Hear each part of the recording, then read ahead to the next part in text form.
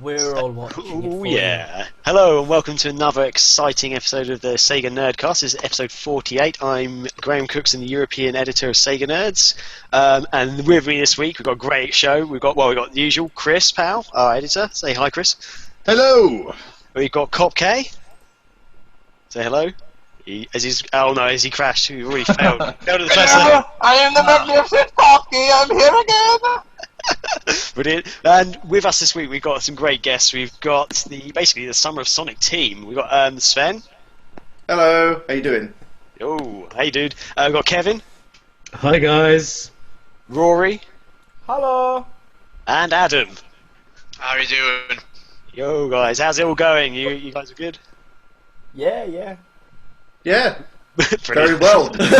Enthusiasm. That's what We're we before the show started, we were currently saying like, "Oh, there's so many people on here. So how do we decide who talks?" So I think now everyone's just kind of waiting for someone to talk and be really polite. So it's not that we're not enthusiastic. It's because we're trying to be really polite and not Really make polite. it sound It's because you're English. Really British. Yes. Yeah. It's a very British show this week, which is fantastic. I love Yeah, it. we were saying before, this is the most British that the show's ever been. Oh, yeah. We're going to take over. We're going to take back America, man. We'll see. One podcast at a time. Yeah, you'll be wearing red coats soon. New York, you're next. Man. I do wish I was just drinking some tea. That's all. To make it even more British. It'll probably end up like Gettysburg anyway, so everyone will be dead by the end of the show. Oh man! Unfortunately, this week because we've got so many people, we're actually going to skip through what we've been doing. I know you'd love to hear my normal work stories, guys. But yeah, let's. I think we should move on with the show. What do you think, Chris? I think you're right. That's a good choice by you, Graham. Oh yeah, thanks. We didn't plan that before. Cool. Let's go. Let's start off with the feedback or mailbag. We got quite a if anyone listened to the show last week, you'd realise how ridiculous it was. We had the guys from SEGA Addicts on, and Chris was getting pretty wasted, really. I promised myself before we started the show that I was not going to drink anymore, and you see how long that lasted. So I'm drinking again. I do want to say I should probably apologize if I offended anyone last week. I did attribute every offensive thing, though, on the SEGA Addicts guys, so technically it was all of them saying anything offensive. So if you're offended, blame it on SEGA Addicts, not us. They were the ones who did it. Pass the buck. Yes, absolutely. Just so you know, guys, the more involved you are with Sega and Sega-related matters, the more likely you are to drink copious amounts of alcohol. Kevin is the man. Talking of which, I have brought some pirate rum. Oh, Kraken! I love Yeah, it. that is my the favorite stuff of kind of rum. kings. Oh my god. It has a circle here for easy access. I like to take two of them and then like kind of flip them out by my side like the revolvers and spin them around and then smash them at people as I get very drunk. I One should of have the- mixed it. I know this show's just going to get a whole lot more interesting. Rory and being drunk. You don't know what you're letting yourselves in for. Oh god. Control your barrels, man. God. Oh man. Anyway, He no longer lives near me. I have no control over him now. Like his bowel control, it is gone. Anyway, back to the mailbag. Sorry, the reason why I brought that up was that we got a message from the Requiem 95. We love this guy. He's always messaging. He's coming over my house in a little bit, actually. Really? Oh my god. Yeah. Can we see him? Why? I want to know what he looks like. So do I. He's a strapping lad. Yeah, Is I he? imagine he's got a six-pack and he oils himself up every day and just comes round. And He looks very American. brilliant. We don't like Americans. They fought us for our land, and This is the British show now. This is our opinion. dirty Americans soiling our programming. Oh, no. Oh god. Anyway, Requiem said, sorry guys, Requiem said, "Oh my god, Chris, you were drunk as fuck." And he What? does a quote from the show which was like, "Oh shit, Graham, they're calling you out, motherfucker. I was laughing my ass off on driving home today." Yeah, cheers, dude.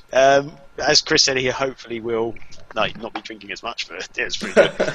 I am going to drink as much. And Isidus said that new Nerdcast went to a weird place, and I like it. And we like you, so yeah. He was the one that made our intro the sex toy nerd intro. Oh,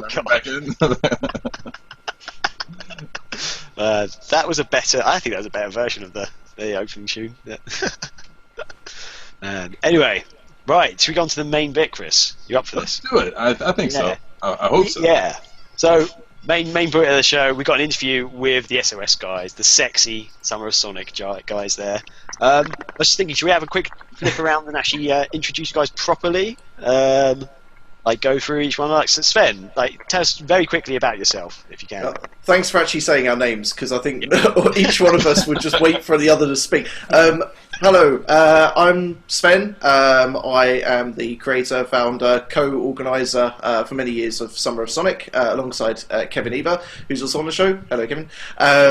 Basically, we created the Summer of Sonic as everyone knows it, as the convention kind of affair. It started off, as you guys are going to talk about in a little while, as a kind of website thing, which was my kind of design. Other than that, I was the founder of the Sonic Stadium, which is a rather cool Sonic website. You should go watch it and visit it and everything. And multiple other things. I've had fingers in loads of pies in the Sonic community and done loads of Sega related stuff in the past. So hello. Cool. There we go. Awesome. And Kevin, let's go on to you next. A little bit about yourself, man, if you can. Okay, hi everybody. My name is Kevin Eder. I'm also known as Archange UK or AA UK. For a number of years, I was the Sega Europe community manager in charge of Sonic-related matters and a whole bunch of other things as well, which we won't go into. If you were in European hours and were talking to Sega on Twitter or Sega on Facebook, it was probably me. I am the editor-creator of Sonic Rex. I'm getting usage out of this banner whilst Sonic Rex still exists, technically, because it's dying very soon. Completely. Why? And I'm the current editor of Last Minute Continue, which is its successor, and I am the co-creator, or co-organizer at the very least, of the Summer of Sonic event as it stands and initially and how it's developed. Awesome. So did you say Sonic Rex is closing down? You missed that memo. Yeah, I guess I did. We announced it a very long time ago. No. It'll hit its 10th birthday. Technically, it's already had its 10th birthday, but its official 10th birthday is 4th of July, at which point in time, pretty much all vestiges of it will go. I'm pouring a drink for you, Kev, and Sonic Rex. Yeah, It's Coke, but it's... 10 years. Oh, man. I have rum! Two Sonic Rex. Go and Rex! do other things on MC. I'm actually slightly sad now. I don't want to carry on. That was pretty much my fault. I never actually knew Last Minute Continue was you. I've been watching it for a bit, but I just never knew. How crap is did you that? not know? I've just noticed as well, the Phoenix image, that's bloody Pete, isn't it? Yeah. Oh! I've been watching. Did you just go through all this time going, that guy sounds familiar? Yeah, basically. I just know! Yeah, I just thought, I must be, because I've watched a lot of things like Game Grumps as well, I just thought, I must be thinking that it's familiar because it's English instead of American. Because we all sound the same, don't we? Well, of course we do. We all have tea with the Queen on 2 PM every Wednesday. I have to say, Rory, you look impeccably like Jon Snow. Oh! Isn't he old? No! What? He's no, 60. Rory, that's a massive compliment. Just He's like, like- so Rory knows nothing, so... Oh, you don't want He does know nothing. You know Oh! nothing, Jon Snow. Sorry, I know the guy you mean now. I've just looked. Oh, him you're up. thinking He's like in the Game of Thrones. newsreader Yeah, I was guy. thinking about the newsreader, Jon Snow. I was like, you fucking look like Jon Snow. Oh God! Why would you think of that guy? Brilliant. Oh my god. I haven't watched Game of Thrones, so somebody says you look like Jon Snow. The only reference I've got is the dude from BBC from Channel 4 News. That's hilarious. You need to watch Game of Thrones then. I think that's the moral of the story here. I'm not really into watching other people shagging, but I should It's a bit more than that. It's other people killing each other as well, so it's great. I've been watching the Vikings instead. That is a good show as well. Yes. Anyway, I am here to represent SOS Past, so it's probably better that the present introduces itself. Starting with Adam, I would say. Well, haven't let Rory introduce himself yet. Have you introduced yourself, apart from Jon Snow? No, I'm Jon Snow. I have been in Game of Thrones, and but you may remember me more so from my more famous act of helping with Summer of Sonic for many years. No, my name is actually Rory Johnson, and I'm known online as Rory Black. People may remember me online, very unlikely, but from the Sonic Spriters Network, which I used to run. Basically tried to make a tutorial site for sprite work when that was still the in thing. That sort of died on its arse now, because even the portable games are all 3D, so that's died a death. But yeah, no. So I started off on Summer of Sonic just as a photographer, actually, for the first year, because I didn't really have anything else to contribute, and I ended up being pulled on stage for my birthday and things like that. And then each consequent year, I've just seemed to have done more and more. Yeah, so we can talk about more of that in depth as we go, but yeah, that's me. Brilliant. I actually totally forgot to say, by the way, how I'm known online as, because Kevin was like, "Oh, I'm known online as," and I was like, Do you know shit, I've who completely I forgot am?" to say. No, it's not that. Shut up. If you don't know who I am, then I'm known online as Dreadnoughts. That's all I wanted to say. Go away. You are a smug man. I'm not a smug man. You are the smuggest man. I'm a little bit smug. It's got every right to be. Yeah, sure. And Adam. Yeah, so we're kind of the A-team, aren't we? We've got Kevin, who's kind of Hannibal, and then Sven's kind of the pretty one, and then we're always Oh, the pretty one! I don't even get a name! I don't even get a name! I love it. Not even Mr. T. I ain't doing no Summer Sonic convention, fool, and then we end up doing one. So, you know. I love you as Mr. T. Actually, T. I think that's a good idea. I think my catchphrase would be, "I'm fantastically relieved the plan has come together." You usually dress as a woman when you say that as well, Kevin. So incognito or something. So. It's not What me, then. I love about it is we would literally be the British version of the A-Team. Rather than having a big muscly black guy, we just have a northerner. It would actually be called the Z team, though. That would make the most sense. No, because in Britain we used to be called Angleland, and you had the god of England, which was Albany. So we deserve the A. It would be even better, though, if you were Canadian. It could be the A team. The A guy. Hey, buddy. Shut your face and go. So was that your introduction, Adam? Is that what you're doing? I think that's all. He's the crazy man. I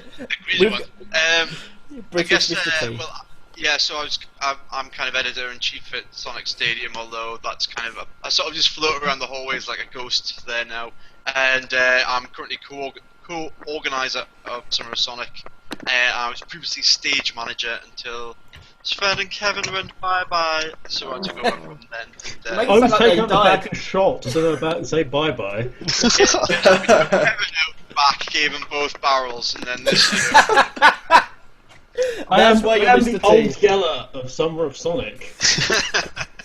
Sven's like Tark and the Otter, we went his head off the shovel. God. Anyway. You gave me an honourable death. We give you So, cake. it's either going to be me or Rory's next. That horrific Game of Thrones. Well, no, he's Jon Snow. He's going to survive to the end, isn't he? I'm going to die. I'm probably going to get eaten by a dragon or something. The next Sonic. The most you should hope for is being in a van going over a cliff that explodes or something in a spectacular way. I think it now starts to have some really positives for me, knowing that I will forever be a Channel 4 news anchor, and therefore immortalised like Jon Snow. I love it. Man, Cool. Anyways, let's crack on with the interview properly, guys. Sorry, I think. All right then, whatever. By the way, we're really sorry for wasting everyone's time. We're going to be taking up this is going to be a 3-hour show, knowing how long the bloody Sonic Hour goes. Me and Rory do it. Jesus. We were actually asking. I actually asked before you joined in. Actually, Sven, I asked if there was any rules with swearing in regards to swearing. The guy said no. No, I just said because we're not particularly very good at that. I recall the fact that we did the Sonic Hour that we tried to do without any swearing. Oh God! And I think I lasted 12 minutes before I dropped the F-bomb because you started talking about Metal Gear Solid, and I couldn't let that slide. I think that episode started off in earnest, and it just went right downhill. It still created for me one of my favourite Lyle the Bear episodes where I had to somehow talk about him crapping on someone's head without using any swear words. And, so the word I used was fertilised over their face. Anyway, this is a Sega Nerd show. So. Is it though? Okay, I think really first of all, guys, we're gonna have to get you to tell us exactly how or why you first became fans of Sonic the Hedgehog. Really, I don't know if you want to go in different order or. I think you should totally dictate who goes first. Okay, Sven, tell us. Tell us why you love Sonic so much, or how you became a fan, and why I love. Well, actually, it might be easier if I just. I'll give you the Cliff Notes version because every time I talk about this, it goes on forever. But yeah, basically, I became a massive Sonic fan when I was 6 years old. When my friend had a Mega Drive, and a Mega Drive was denied to me because money and stuff. I'd saved up so much money, pocket money, when I was a kid, looking at this Mega Drive or Genesis, if you prefer, with Sonic 1, and I was enthralled by the colours and the animation and everything, and I wanted to get it. So I remember saving up £40, which is literally nothing, because a Mega Drive at that time cost about £100.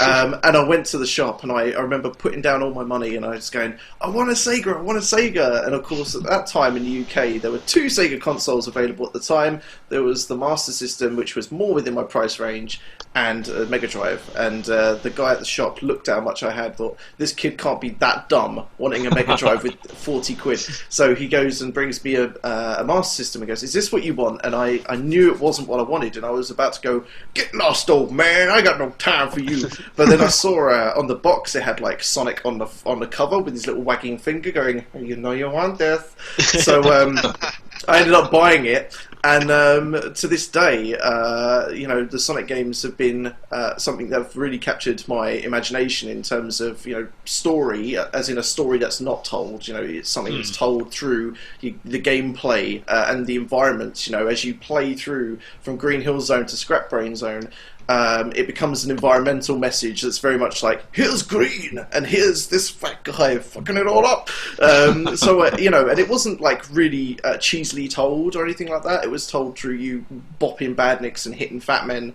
That really spoke to me on some bizarre level. I've been a massive Sonic fan ever since. Obviously, it led to me making the Sonic Stadium when I was 15 years old. God, where does the time go? I made that website when I was 15 years old in my 11th year at school. People thought I was crazy. To be honest, I actually was. But I started my online Sonic life about 1999 with Rory, actually. We both started looking around the internet. It was a brand new thing for us then at school, and we were like, there can't be any Sonic fans, because we get ridiculed at school. Every kid, I suppose, has the same story. They're at school, they're the only guys who like Sonic, blah, blah, blah. And so we looked on the internet, typed in Yahoo, which was the big thing at the time. Google wasn't the thing. And it was Sonic the Hedgehog, and I was expecting there to be little Jimmy Jim Bob's Sonic page, which was had one visit. But to my surprise, there was this massive community of websites, and there was Sonic HQ, which I think is still going, kind of revitalized itself, the Sonic Foundation, and the Moogle Cavern, which was a hybrid site between Final Fantasy and Sonic and Dragon Ball Z. And that was where me and Rory found our internet home for a bit before I started my website. So that's kind of how it started, and I guess I gave you a little bit as to why I'm a massive Sonic fan too, in the fact that the games were actually back then, really, really very good. And of course, Sonic was just freaking everywhere, right? He was a massive superstar. Kids these days probably, or even in the Sonic Adventure days, probably wouldn't know it, but back in the 90s, being a kid was freaking amazing if you were a Sonic fan. He was literally everywhere. Sega had in the UK an indoor amusement park called Sega World, which is basically so good. Sonic merch. I never went, which always breaks my heart every time I think about it. Nice. Merchandise up the wazoo, and TV shows, comics, and I remember distinctly about 8 years old trying to get Milky Way bars. They're different in America, but over here they're more light and fluffy chocolate bars. But they had like this brand promotion where it was when Sonic and Knuckles came out. There was this massive, buy these 15p chocolate bars, and in the wrapper you can hopefully maybe not win a Mega Drive. So I was like, that was me every day after school, just buying like shitloads of Milky Way bars, and probably not. I was wondering why I never got fat, but yeah, it was just a massive phenomenon as a brand. So that's why it stuck with me for so long. Awesome. Wow. Brilliant. Sorry, I did tell you it took forever, so really sorry about that. It's quite the tale. Kevin, what about you? Similar-ish story, I guess. A bit less chocolate involved. A surprise. I came to Sega and Sonic in a very similar way, although I actually came via the cartoons, Adventures of Sonic the Hedgehog series, which showed on Channel 4 early on a Sunday morning, I believe. Saturday. Well, yeah, it should be Saturday. No, I'm sure it was Sunday actually. But They rotated. They rotated both. Oh. I was always awake. I remember it being Sundays because I had a football match usually with the side I played for. So it was more likely. So I remember that, but it was like, oh, fantastic, which means we've either got Street Sharks or Sharky and George before it, and then we got I love Sharky and George, the Crime Busters of the Sea. Yeah. There's sort of any mystery, but not why the sea cares or anything like that. Anyway, so there was that, and I was like, yeah, I was involved in Sega, and there was numerous friends of mine, that had Sega consoles. One of the kids in my primary school class near me, who lived near me, had a Mega Drive and had Sonic 2.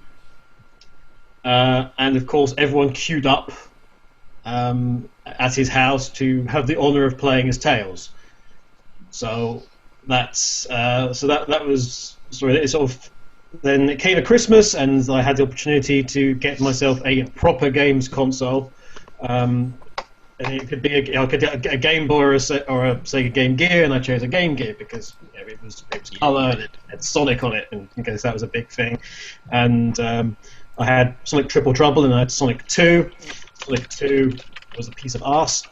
And Sonic Triple Trouble is still one of the best games I've ever played.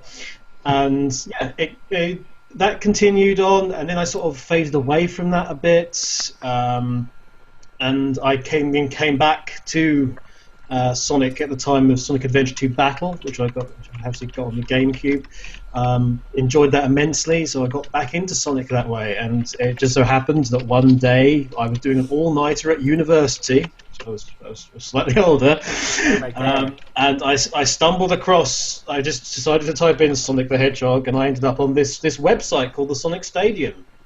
Yeah, I know. And they just had these things called the Sonic Site Awards. And it's, I was looking for there was a thing for Sprite Comics, best Sprite Comics, and I looked at it, and I remember it was a very poignant moment because I said out loud, "Jesus, that's crap." to the poor person who won it, it's like, I could do better than that.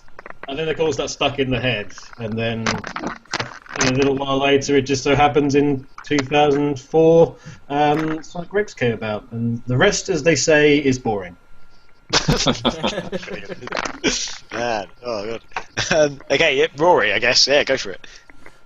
Okay, well, growing up with Sven meant that I was never initially not the one that into video gaming, which is ironic because I now have 32 consoles and fuckloads of games. You got more than me. Hell yeah, I stole all your stuff. That's a point. Do you still have my copy of Mystical Ninja starring Goman, you dick? I love that game. Obi-Wan coaches. I want it back. No! I will trade you for Mario Kart 64 because that currently goes for 35 quid just cartridge. That's mental. You can suck off. I bought Mystical Ninja. That's my game. Anyway. Sorry, carry on. Anyway, we'll talk trade later. Yeah, Trade basically. Meh. All right, but there's no the. Oh, you've put me in a fluster. No, I was always interested in. I was always interested in trains. I was a lame kid, and I was like, I must play with the trains, and I wanted to buy the trains and play with other trains. And then Sven was like, no, we would play the Master System, and Sonic won over and over again, which I found out more recently, like within the last 10 years. The music was done by Yuzo Koshiro, and it's amazing. But yeah, basically, I was playing that, and thus the naughtiness began. You know, there was quite a few things that wrapped around that. I'm not going to go into everyone in detail, but I remember a couple of sweet things from when we were younger. One of which was Sven was always the one to lay in. Sven, like, he never wanted to wake up early. But That's still true today. It is, but I had special permission to wake him up on weekend mornings for the Sonic the Hedgehog TV show. He would go, yeah, and do you not remember this? Because I do. Because Sven is one of those people that he can sleep through a bombing out in the local streets, but my breathing is too much, and so I'd have to leave the room. And so, because I'm the sort of person that wakes up early, goes to bed early, he was the opposite, and that never changed after 20 odd years. And but yeah, when we were younger, Sven was like, "Oh, well, I want to be up in time to watch Adventures of Sonic the Hedgehog and all the Sonic series." And I was like, "Well, you're never going to make it because you're going to sleep until 9. It'll be gone by then." He was like, "You can wake me up," and he wasn't always easy to wake up because he'd go, "Argh! You wanted me to wake you up, Sonic? Argh! Okay, see you down there." And if he come down late, I remember once I woke him up and he was like, "Argh!" I was like, "Okay, cool." I went downstairs. He came down. He was about 5 to 10 minutes late. He was like, "It's already started." I was like, "You were late. I woke you up 20 minutes ago." I love how you make me sound like a foghorn. I just don't. You are a foghorn. Actually, while we're Have on the you subject seen of you me in the morning? while we're actually on the subject of me and sleep, I actually have a really big confession to make. Earlier today, I ended up wanting a catnap, so I ended up having a catnap on a Saturday afternoon, and I actually got up because I was like, "Oh, I wonder what the time is," and the last thing I saw was Graham going, "Hey, we're just about to push the thing," and it was 8:15, and I was like, "Oh my fucking god, I slept through the whole fucking shit." So if we're a little bit late, blame me because I slept. But yeah, so there was that. The other thing I remember was, I'm sure everyone had this, everyone, even young kids now, but we had a set amount of time we were allowed to play on the games consoles. We weren't allowed to breach that, and I'm not sure if they still have it nowadays for most kids, but we certainly had it. And our parents did something that I think was accidental but pure genius, which was they gave us a television which was massive. I mean, this was an epic-sized television. I mean, you're talking about an old-style CRT, big back thing, but it must have been about 28 inches, which back then was monstrous for a tiny bedroom. It was huge, but it had a little bit of a problem, and the problem was volume. You see, it had a manual dial where you turn it up or down, and you'd start off and you'd turn it all the way down to minimum when you weren't allowed to press that. Shh, well, just turn it. And of course, video game consoles back then didn't make any noise, no fans, so great. You get away with it. But the television could change its volume at whim without turning the dial. And so we'd be playing it going, they'll never know. Start playing Sonic, everything's completely muted, and all of a sudden it just go. It could go from literally 0 volume to 100% volume like that, without any form of without no knowledge. It wouldn't let you have any like forewarning of it. So you'd be sitting there just go. No, So you turn it all off, and you'd lie on the bed and be like, oh, yeah, I'll never find out. And of course they can't, they've heard everything by that point. It'd be hilarious as well if he did it on the Sega choir, because it did that a few times. We'd go, they'll never know. Turn it on, Sega! 100% so. We were just singing it. So I remember that from my youth. As we've gotten older, as Sven mentioned, our first proper hangout was the Moogle Cavern back in 2000 and 2000. I joined a little bit later, I think 2001. So we joined that sort of community. Sven started setting off with Sonic Stadium, trying to build his own stuff.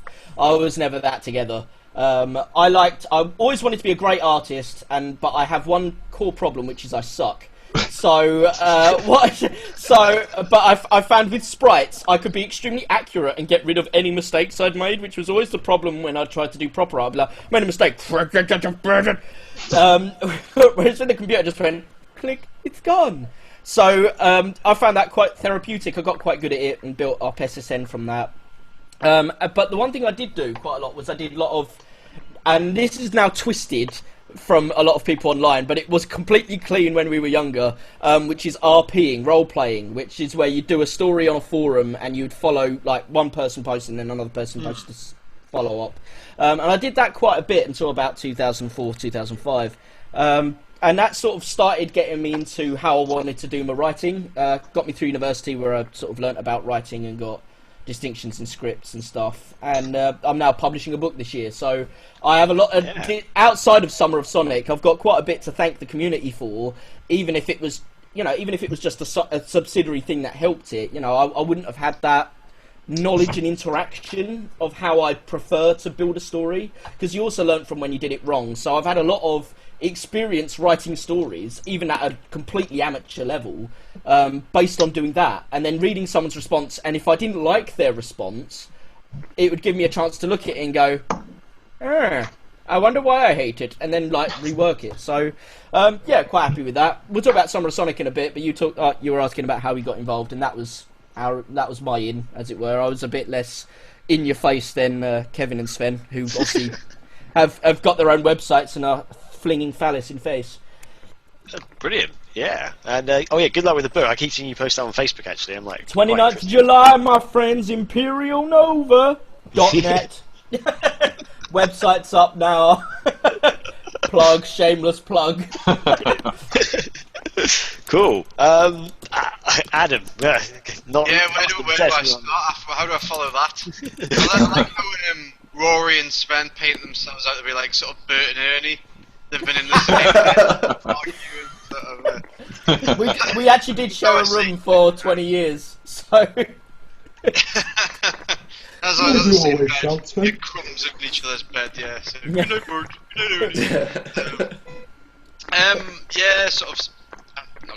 I'll try to keep this sort of truncated. I sort of got my Mega Drive on Christmas Day, and it was sort of a secret my parents hadn't told me, and they're like, oh, do you want to go and check the back room? I think there's another present. So we went to the back room, and of course, just tore the wrapping paper off from this Mega Drive. First came in, it was Sonic, and my dad was insistent. He went, no, I'm going to play it first. And he managed to kill himself 3 times on the first motorbike in Green Hill Zone, which was impressive. He actually now looks a bit like Dr. Eggman, so we're wondering whether he did that on purpose. Anyway, that was the point. That was the point of I was just hooked on the game, and I think it was the music. Again, as sort of reiterating what Sven said, I think the environments were particularly exciting, but the music was always the thing that got me, and that's kind of been the vein of things that I've stuck with. And I got involved with a small website called JunSonoy.com. Jun Sonoy is one of the guitarists. He's did a lot of work. He's been the sort of the chief sound engineer in charge of all the sound production from Sonic Adventure, I think. And I met him in London, I think it was about 7 or 8 years ago now, and I interviewed him, and just out of pure chance, this was the first year of Summer of Sonic when it was in its online incarnation. And I got in touch with Sven. I said, look, I've just interviewed Jun Sonoy, do you want this interview? And he was like, yes, send it over. And we kind of got talking from then, and I think it was 2-3 months later we met in Nottingham for it was a performance with Richard Jakes. Oh, brilliant! He was doing a whole musical suite, and we all got sat down. That was the first time Sven, Kevin, and myself all sat down. It was, I think, one of the first things we talked about was we're going sort of, hey, wouldn't it be great if we could have some sort of Sonic the Hedgehog convention? Yeah, and sort of doing that whole, wouldn't it be great, if we could move to the moon sort of thing. And then I think it was 2 years later we were actually doing the damn thing. So, and it's I wouldn't say it's grown. I would say it's spiraled rapidly out of control since. So, so yeah, that's kind of the history for me. But as I said, the music's kind of a big thing, and merchandise. I'm a sucker. I'm a child of the '90s. I was brought up on buying things and giant Sonic statues and things like that. So it's just as my wallet's expanded, I've just bought bigger and bigger things. So, and that's part of what keeps me enticed in the whole franchise. It's interesting you mentioned the first meet-up with the Richard Jakes event. I wasn't at that particular one, but I remember you guys sort of met by chance there, just because you all happened to be going to see Richard Jakes, obviously. And after that, there was a scheduled meet-up at Video Games Live. There sort of for the first Video Games Live, we actually scheduled not just to go, but to actually meet up and spend the event together. And that was when I'd sort of stepped in because I wasn't available for the Richard Jakes concert. I would have gone. Damn you. But yeah, so that was the first time we'd all, as the four of us, met up, and it was the first time it had been sort of arranged. I think I could be wrong. I don't know if you guys arranged to meet at Richard Jakes' concert. Yeah.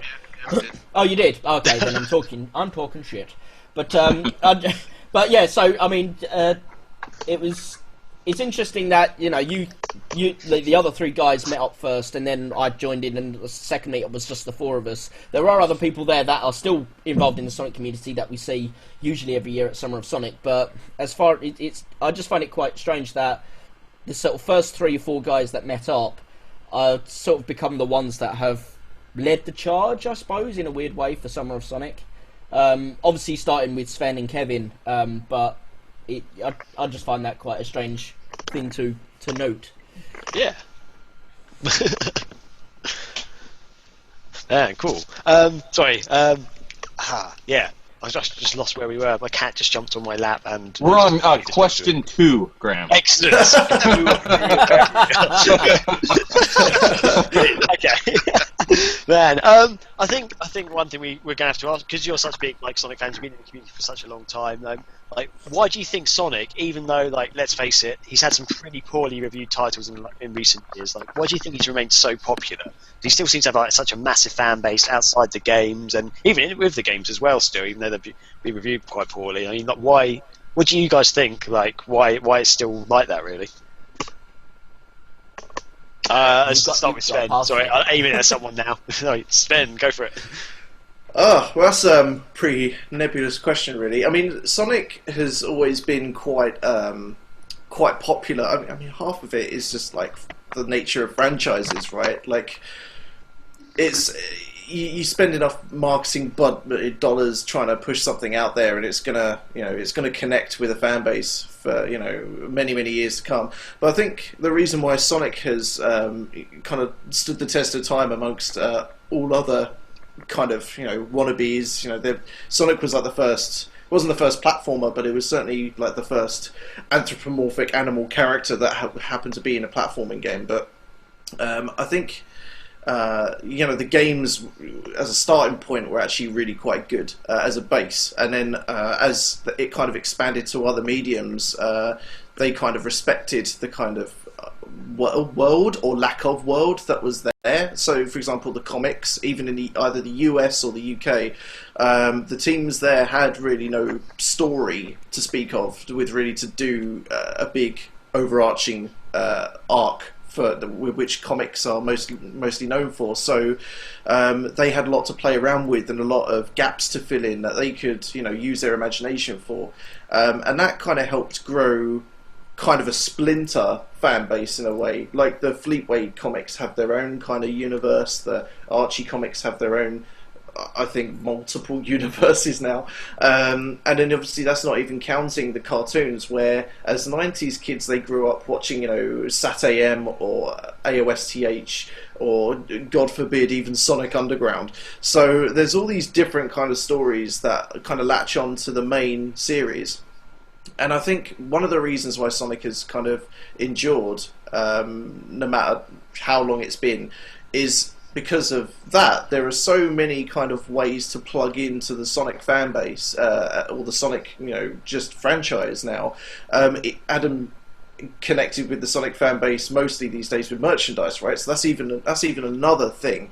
So there are all sorts of multiple different kind of entry points for those who just like comics, just like cartoons, and it's true enough today than it was in the 90s. There may be less merchandise to speak of these days, but everything else is pretty much true. You can still get Archie comics. There's obviously Sonic Boom. There's a new TV show coming out.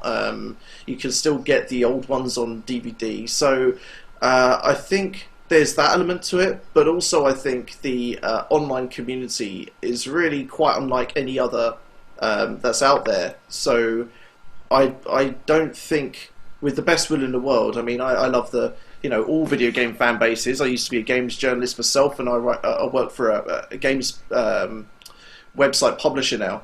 But I think, with the best will in the world, the Mario fan base probably couldn't get organised enough to do a Summer of Sonic or something like that. I think you have to be a certain kind of dedicated, passionate person to be into a franchise like that, with so many different facets and angles to focus on. And I think that's one of the positive reasons why Sonic has endured. There are multiple other, kind of somewhat wonky or even negative reasons for that, but I like to focus on the positive because I'm rather an optimist. Nice.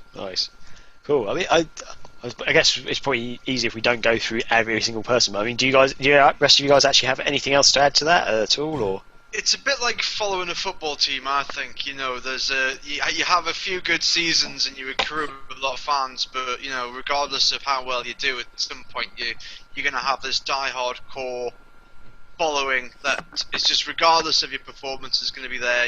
Every day, rain or shine, no matter what weather, they're going to be there. And they're going to follow it. And I think, Sonic's one of these.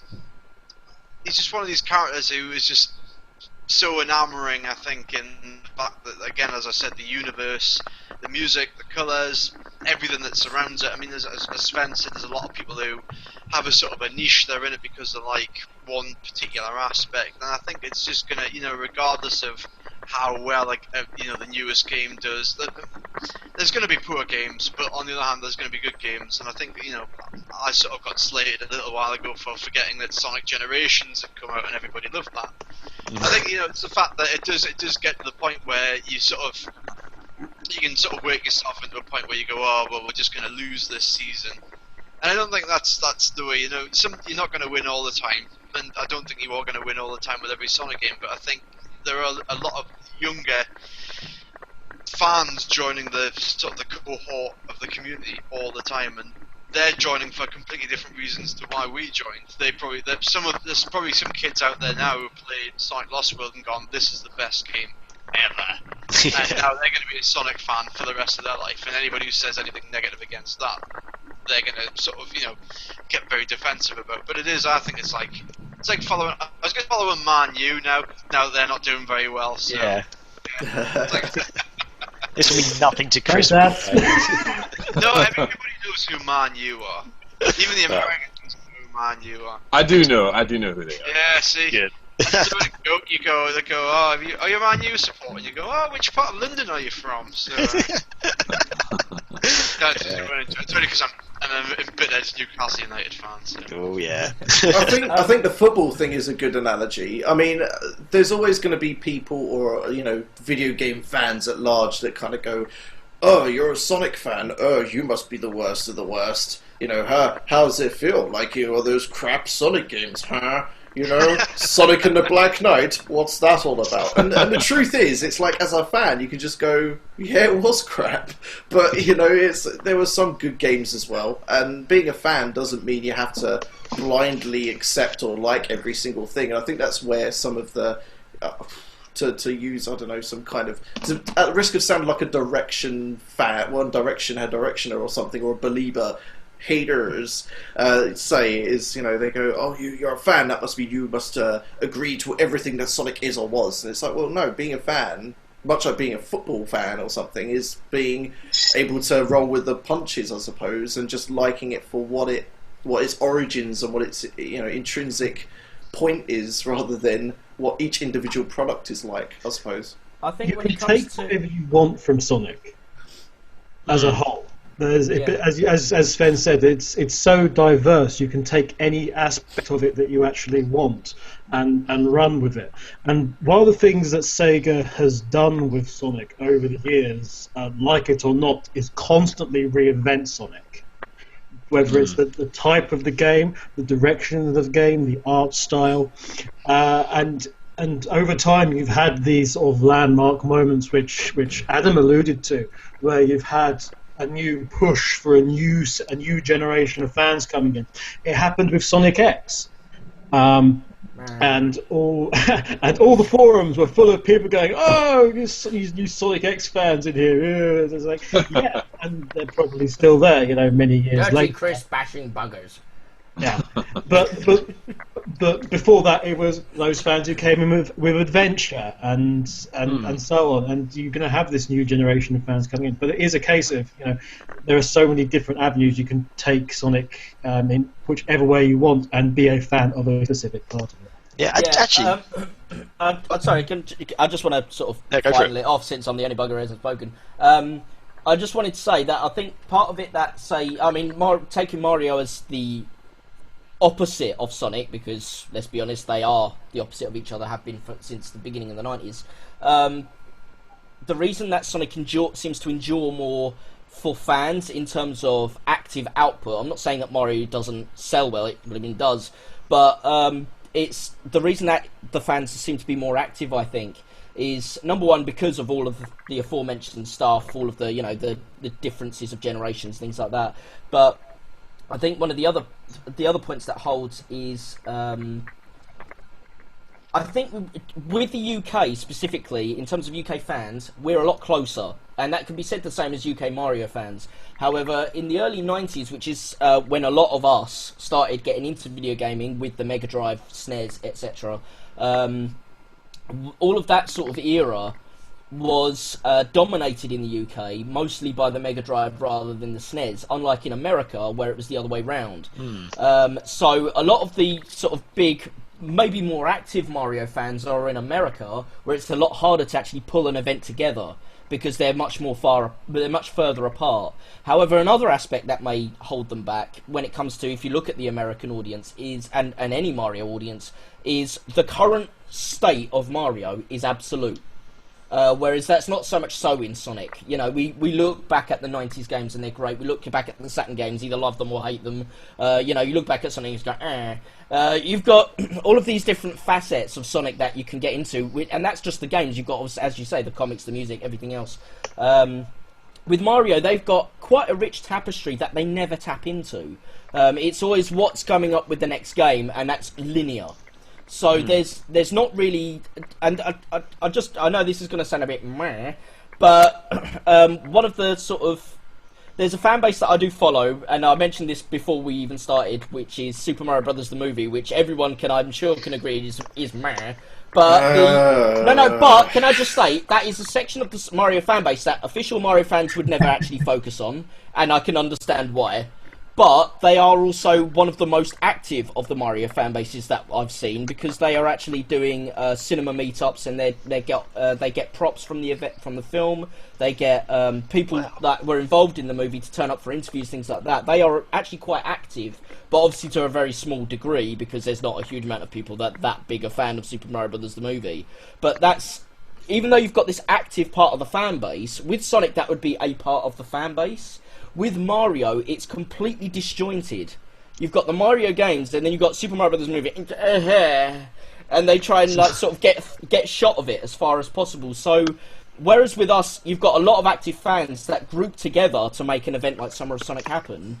With Mario, you've got a lot of different facets, some more active than others, but everyone's just like, no, you're below us, go away, and that's why they can never really group together to actually get an event going.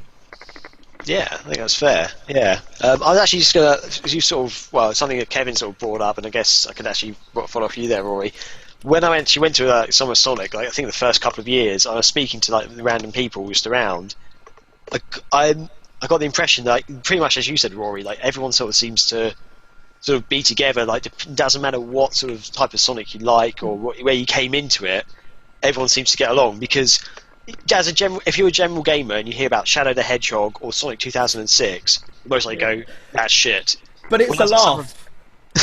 When I summer at Sonic, I was talking to some people, and a couple of people saying that Shadow's their favourite character, the Shadow the Hedgehog game's like one of their favourite games. Sonic 2006, for some of them, that was what introduced them to Sonic the Hedgehog, and that is their epitome of Sonic. There's like that whole adventure. Sonic 06 for me is still, for me, I think one of the best modern soundtracks of Sonic, for me personally. And there's going to be people going, oh, you're full of crap. But that's, for me personally, I honestly think that's one of the best modern soundtracks Sonic's had. Yeah. No, that's not to say anything about the rest of the game, but the soundtrack at least, I thought was superb. Runtime. It's interesting, actually, that you mentioned that. It is good because you do get such a wide, diverse group of Sonic fans. Hello, Rory's arm. But you do get such a wide, diverse array of fans coming to Summer of Sonic, and I think that's indicative of the franchise as a whole. You know, you get so many different pockets of fans that like different things, and something that might be, absolutely crap to someone. Will be someone's favourite thing to someone else. But I think what that offers Sonic fans in general, and what we like to do at Summer of Sonic, and maybe one of the reasons why people enjoy the company so much, is we can kind of take some of the stuff that's a bit wonky, like Sonic 06 as a whole, minus the soundtrack obviously, and just use that as a base for a gentle ribbing. I know that can upset some Sonic fans, where you can kind of take the piss out of Silver and go, it's no use, but I think by and large people kind of look at that and go, oh, that's a throwback to, I don't know, Sonic Underground. What a load of crap that was. And even if you like it, you can kind of say to yourself, yeah, it was a little bit rubbish, but I like it. And but the thing is, the link is there as well. That's the other thing. Mario fans would never reference the Mario movie or the Mario cartoons or anything like that. We reference all the stuff that we should be embarrassed about because we're just not. It's part of the rich tapestry that makes our events and makes our community what it is. And it also adds up that the Sega community has a lot more of commitment to all these Sega franchises than the guys at Nintendo does, because the Ninty guys always are like common things for them, like, oh yeah, it's like Mario, but for Sega fan base is like getting more in depth of those games, because it was hard to get those games, or they weren't as popular in the United States as they were regions. And I think that's part of the magic that makes these people really stick to Sega, and even in the good times and in the bad times, that makes it very rich. Yeah, I mean, we'll obviously talk about this in some length in one of the later questions, I think. But when it comes to Sega and their really obscure various games and franchises and bits and nooks and crannies of each franchise, obviously working with Sega has been a massive benefit with Summer of Sonic in general. But obviously there's that balance between what the fans would appreciate and what Sega's marketing wants to push out and stuff. And it can be, I think one of the benefits of working directly with them is that Sega is a company that understands its roots. It understands that it has all these different quirks and oddities with each of their franchises. In some ways, it's keeping them afloat. Well, I wouldn't say referencing Sonic Labyrinth or something is going to keep them keep the money rolling in. To be honest. Tails Sky Patrol. No, but being able to reference something like that at a convention that's that the company would normally see as something as a marketing effort by and large is what gives something like Summer of Sonic its character, and I think it's what allows Sega to look a bit more down to earth in front of the community compared to other companies, I suppose. Yeah, that's fair. Well, brilliant. I think we should move on. Yeah, probably should. On to question 3. Wow, I need question. Bloody hell! I told you this is going to be like the 10-year long episode for you guys. I'm sorry. That's cool, dude. Yeah, I think we should, well, just actually start talking about Summer of Sonic properly now. I mean, it's been going as, like, well, I actually mentioned this earlier, it's been going as a live event for a while now, but it started as like an online thing, I mean, like between the fan sites. Can you guys, just very, as quickly as possible, I guess, explain how that actually came about originally and what it actually was online as such? I think a lot of people don't know that still. I suppose I'll field that one because it was my kind of web project, but long and short of it is Summer of Sonic was an anniversary project. I was doing work experience for a games website, journalism website at the time, when it all kicked off, which wasn't the best idea because I had to maintain almost every facet of this while I was doing that. But the idea was to celebrate Sonic's 15th anniversary. Now, Sega did this big thing with Sonic Adventure 2, if you remember, for the 10th anniversary. Oh, yeah. They had like wireframe cubes and coins and all this other crap that you could collect. And they made a big song and dance of it. And when it came to the 15th anniversary, I don't know if... I mean, they did make a big deal out of it online, like they gave away wallpapers and they were like, oh look, happy birthday Sonic, but they didn't really do a big thing about it. They released Sonic 06. And, well, I was going to say, actually, yeah, they released Sonic 06, so I think by and large they didn't really want to draw too much attention to Sonic that year, oddly enough. And maybe I was the spanner in the works, because I was like, let's draw attention to Sonic, and Sega was like, But no, I'd known the community manager who was there before Kevin at the time for quite a while, and he was like, get me on board with various this and that, and I said to him, look, I'd like to make a project to celebrate Sonic's 15th anniversary, what do you think? And he said, well, arm's length, we can't officially do stuff with it, but go ahead and we'll link to you or whatever. The actual idea for the Summer of Sonic website was actually predates, funny enough, the Sonic Stadium. One of my big ideas when I was at the Moogle Cavern in 1999, I was like, oh, there's all these guys that like Sonic, and what can I contribute to this? There's people that know their stuff. I think I know my stuff. I grew up on the Master System games and the Mega Drive games. I thought, what can I do? And I thought I didn't want to just do another fan site, which I actually ended up doing, funny enough. But one of the other ideas was to do a website where it was like a portal or a community website where all these different, kind of people who run big, large-scale community websites, they could contribute articles and community features and this and that and stuff. So the idea was to approach Sonic HQ, it was to approach Sonic Foundation, Moogle Cavern, and say to each of those guys, hey, would you like to contribute, your features and stuff to this big portal? It wasn't called Summer Sonic then, obviously, but it was called something else. And it never got off the ground because, quite rightly, every single person who ran a Sonic website, went back and said, why in the bloody hell should we give you our exclusive features and stuff to put on your website?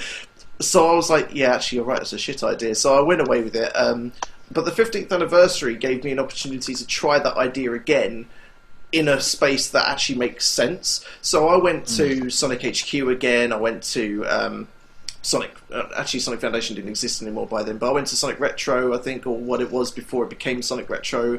I went to Sonic Cult, and all these different websites, big, small, controversial or not, and said, look, this is the project, we want to celebrate the 15th anniversary, do you feel like you can contribute anything? And I think by virtue of running the Sonic Stadium and by that point, it had exploded and become like one of the biggest sites on the net by then. So I think my name had carried some weight, I'd like to think, whereas before in 1999 I was like literally nobody, and they're like, who's this turd asking me for this thing?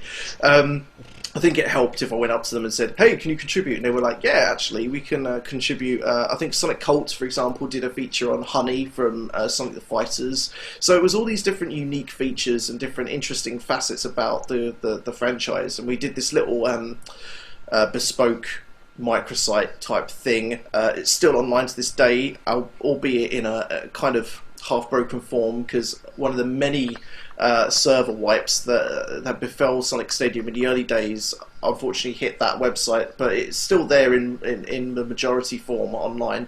And yeah, that's basically the website. We had this cool idea where people could visit and they could virtually sign a card for Sonic, and we had like 10,000 signatures over the 2 or 3 weeks that the website was officially active. It's an archive now, but yeah, it's it was an idea I had, and it kind of became massive and for a few weeks, and it did what it was supposed to do, which was the best thing about it. And really, the only causal link between that and the convention that Kevin and I started was we were like, you know, I went to Kevin, who was at SEGA by that point, and I said, look, I really want to do this thing. I'll spend my own money on it. I don't care. And Kevin was like, well, you know, SEGA will support you as much as we can. Do you have a name for it? And I was like, actually, no. And Kevin was like, well, how about Summer of Sonic? That's the name you've already used, right? And I was like, yeah, but... And then I thought about it, and I was like, actually, that makes absolute sense. So, yeah, that's why we adopted the name for that, really, at the end of the day. I don't know if you wanted to add anything to that, Kevin, or... No, to be honest. Okay. Brilliant, that's perfect. Yeah, and I guess, like, moving on from there, you went to, like, obviously the live shows. I mean, was there actually a particular reason why you decided, like, to take it away from, like, just being on the internet and actually go for a live show, or I think it's a natural course that it had to go live, really? Well, it wasn't a natural cause, really. Like I said, the Summer of Sonic, the live show, was actually a completely different project, and as Adam said, it was something that me, Kevin, and him had just said off a whim, going, "Oh, wouldn't it be great?" And then we actually ended up doing it. And I think every single Sonic fan who grew up in the '90s, I don't think the idea was a particularly original one. Funny enough, I honestly think every Sonic kid who grew up in the '90s had this dream of being able to go to this, like, convention that is normally reserved for massive franchises like Star Wars, you know, like single franchise conventions, and go there and meet up with like-minded souls and stuff. So it was very much a different project, but at the same time, it was kind of a natural progression for us in terms of a meetup that we had, which one of our mutual friends, Elson Wong from Australia, he came over from the UK. I'm going to let someone else explain this story because I've been talking for way too long. So yeah, but it basically that was the genesis of the meet and kind of justified the reasons for us doing the live show. But I'll let someone else explain this meet in a way. It was called Rex Fest, so let's let Kevin explain this one. I can't remember the details, so... It was all up there that day. I was very unwell. I was on drugs. I wasn't really. We basically... It was a case of, okay, well, Elson's going to be there.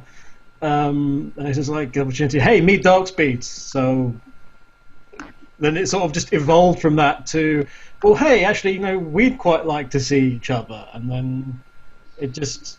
happened. I can't remember where the bloody name came from. I think it was like originally about 4 people were going to go. I think it was Elson, me, Kevin, Rory, and a few other people. It was going to be a really close knit thing. Probably and Lewis as well. And then Lewis as well, Sonic Yoda. But I think word had gotten out and it went viral in a small way. And by the time the day actually happened, people were just kind of chipping in going, I'd like to go too, and we ended up having 20 people turn up when there was intentionally about 4, and we were like, what the hell is this shit? And we ended up going to a pub and basically taking over it, which was nice. Yes, it was the Euston Flyer it was always the Euston Flyer. Not that one. Was it not the Euston Flyer one? No. I remember we took over the Euston Flyer a couple of times. It wasn't the Euston Flyer for that one. Oh no, it was a back bar, wasn't it? I remember. It was I remember because I was getting Victoria. bummed by Aaron and Lashley. It was on the Victoria at Victoria. Yeah, no, I remember that one. When I say bummed, he jumped on my back. No, I'm sure that was the second one I think that was actually the second meetup we had. Wasn't that BirdCon? That was in Victoria. BirdCon. You can see where we get our names from. It's like we're not egotistical, we swear. But anyway, the point is these sort of pub meetups gradually just got more and more ridiculous to the point at which we would sort of go, right, we're going to meet on this day, and then X amount of people would turn up, and the pub would just be full of people wearing Sonic the Hedgehog t-shirts, sort of totally bewildered bar staff going, you know, did somebody not tell me about this? You know, Sonic the Hedgehog wedding here today or something. That sort of circles back around quite nicely within, like, sort of why does Sonic endure, where like it is as far as active fan survey, active fans doing something active over something like Mario. Because I remember when Kevin was at Sega, he arranged an event for the first Sonic and Mario Winter Olympic Games. And he'll probably remember a bit more about that, explain his part of it. But I remember he invited quite a lot of the Sonic community that had met up several times by that point. And he'd invited I think an equal amount of people, if I'm right, Kevin, from the Mario community. And well, I remember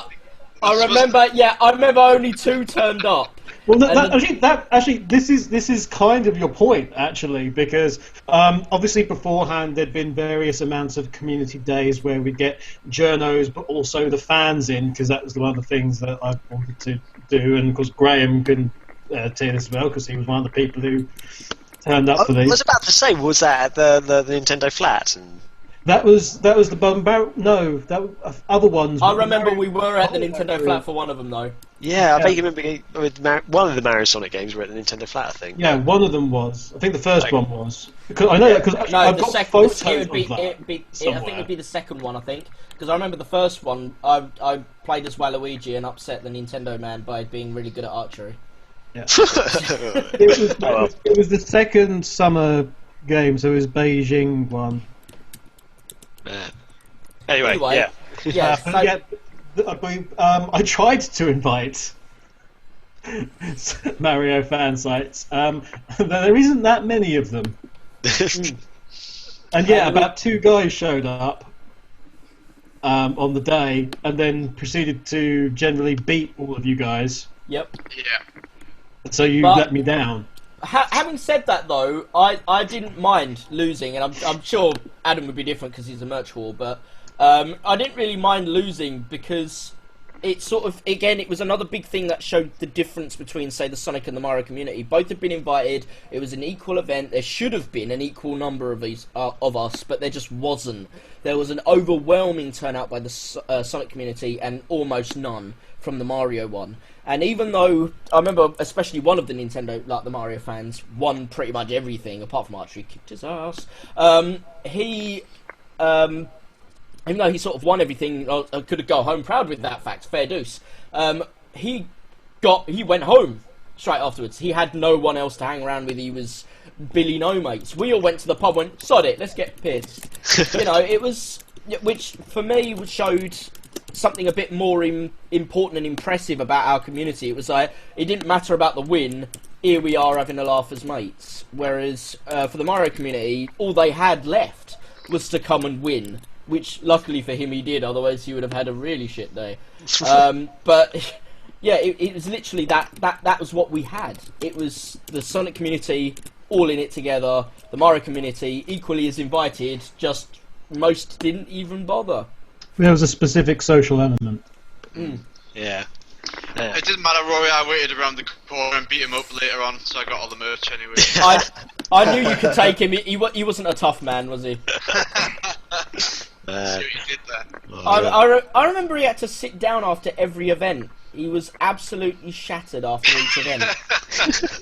And it was just like he'd win every event, but almost at the cost of his life. Every event, it's like he didn't want to, like he'd kick the shit out of us and just sit there and go, like this isn't an athlete. This isn't the Olympic Games. I remember we congratulated him, all of us, because obviously it was very good. Because he won. There was a sort of awkward look in his eyes, like the blue things are touching me. We like you. The infected Sonic fans, get them away. Unclean. I think that might have been Adam goosing him, though. I can't help that. When you see a pro athlete, you can't help but goose. Going back to Summer of Sonic again. Sorry guys, we've got to keep this going on. You sort of mentioned this before, but I just wanted to quickly ask Kevin, like, because at the time you were working at Sega as Sonic community manager. I mean, obviously that must have been a bit of a big help for like when Summer of Sonic was first set up. Like how bored was how involved did Sega get, and like how hard was it to get them involved at all? Because obviously you have all the sort of games cabinets and stuff that were set up.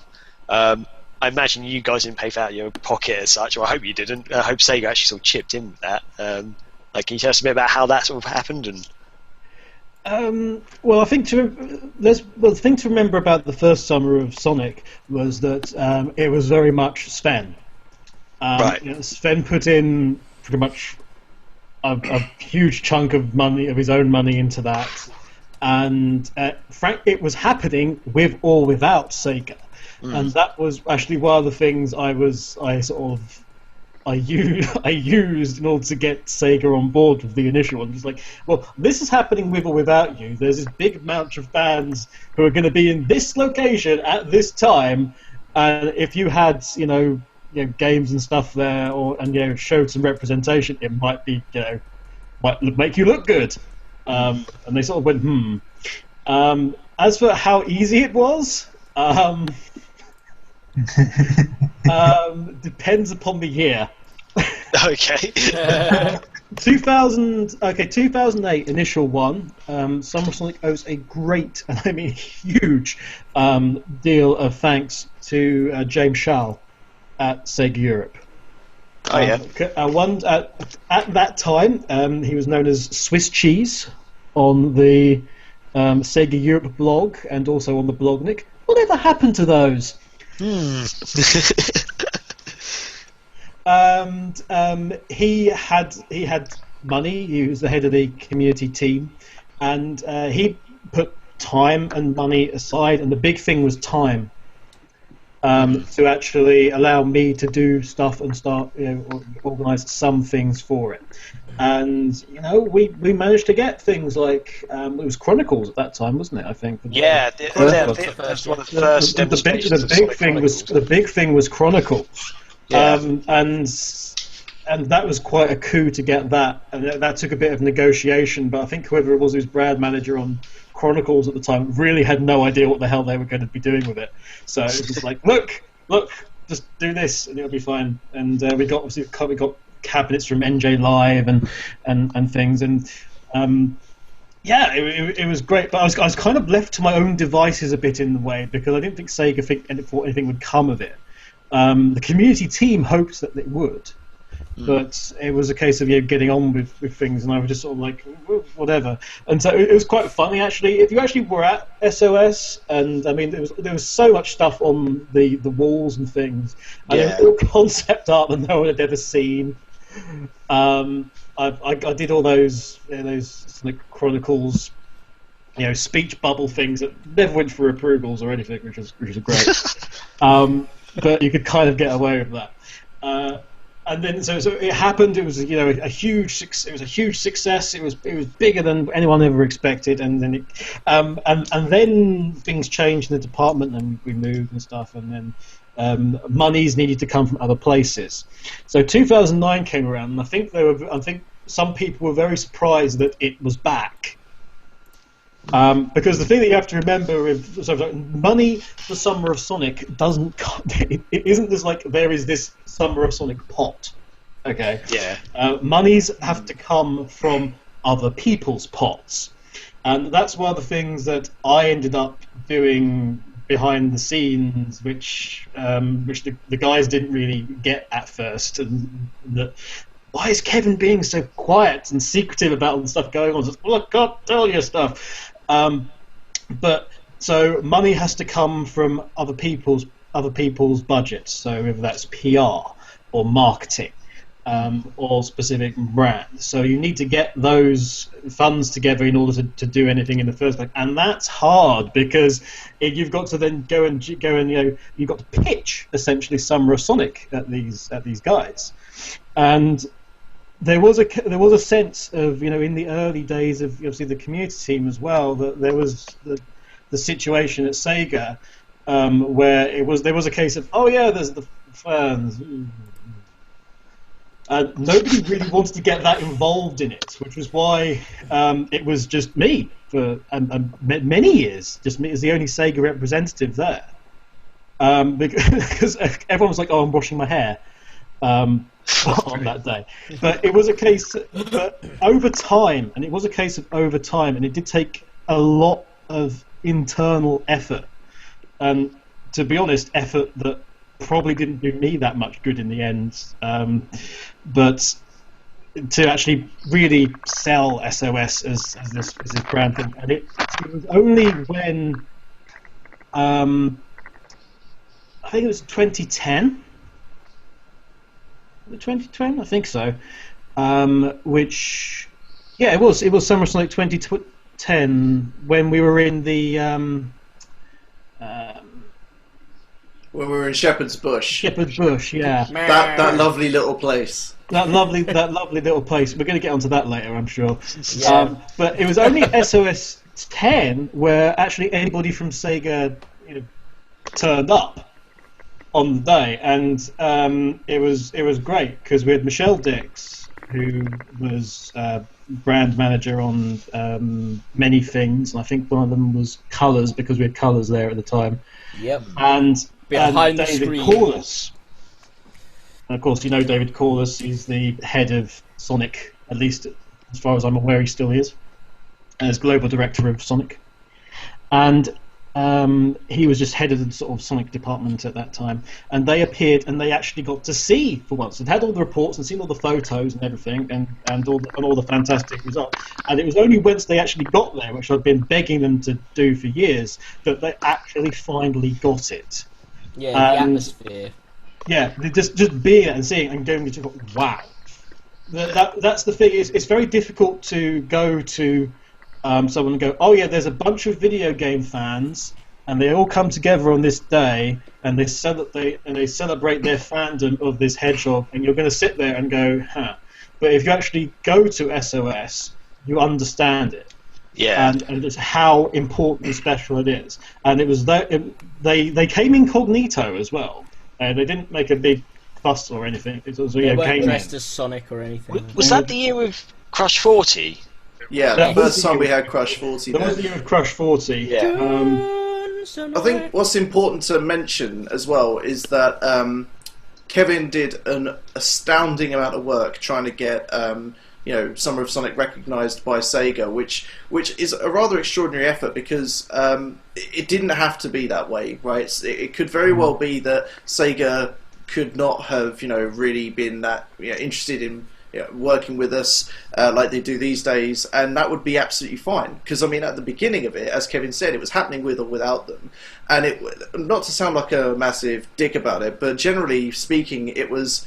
The reason it was actually happening wasn't because we were trying to chase Sega down for some kind of partnership. We were basically making it because we were massive fans of the franchise, and we just wanted to do it. We just wanted to, like that initial meetup in London some years before that we mentioned with Elson.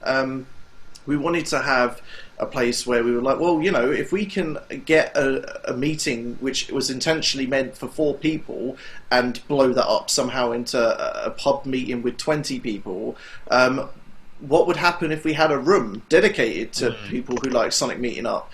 And in the first year, it wasn't. I wouldn't say it was difficult to set up because it was largely our organisation.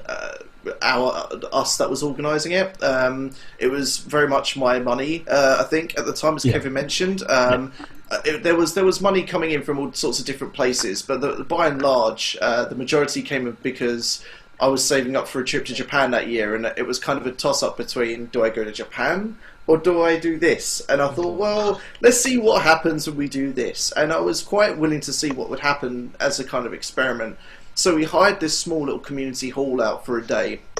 Held about 200 people, and to be honest, this was like the surprise that we had in the initial London pub meetup, but times like 10, right? Because we had this hall fit about 200 people, and all of us, like me, Adam, Kevin, Rory, we were like, is this going to be enough? And we're like, yeah, it should be more than enough. 20 people turned up to a pub, this will be fine.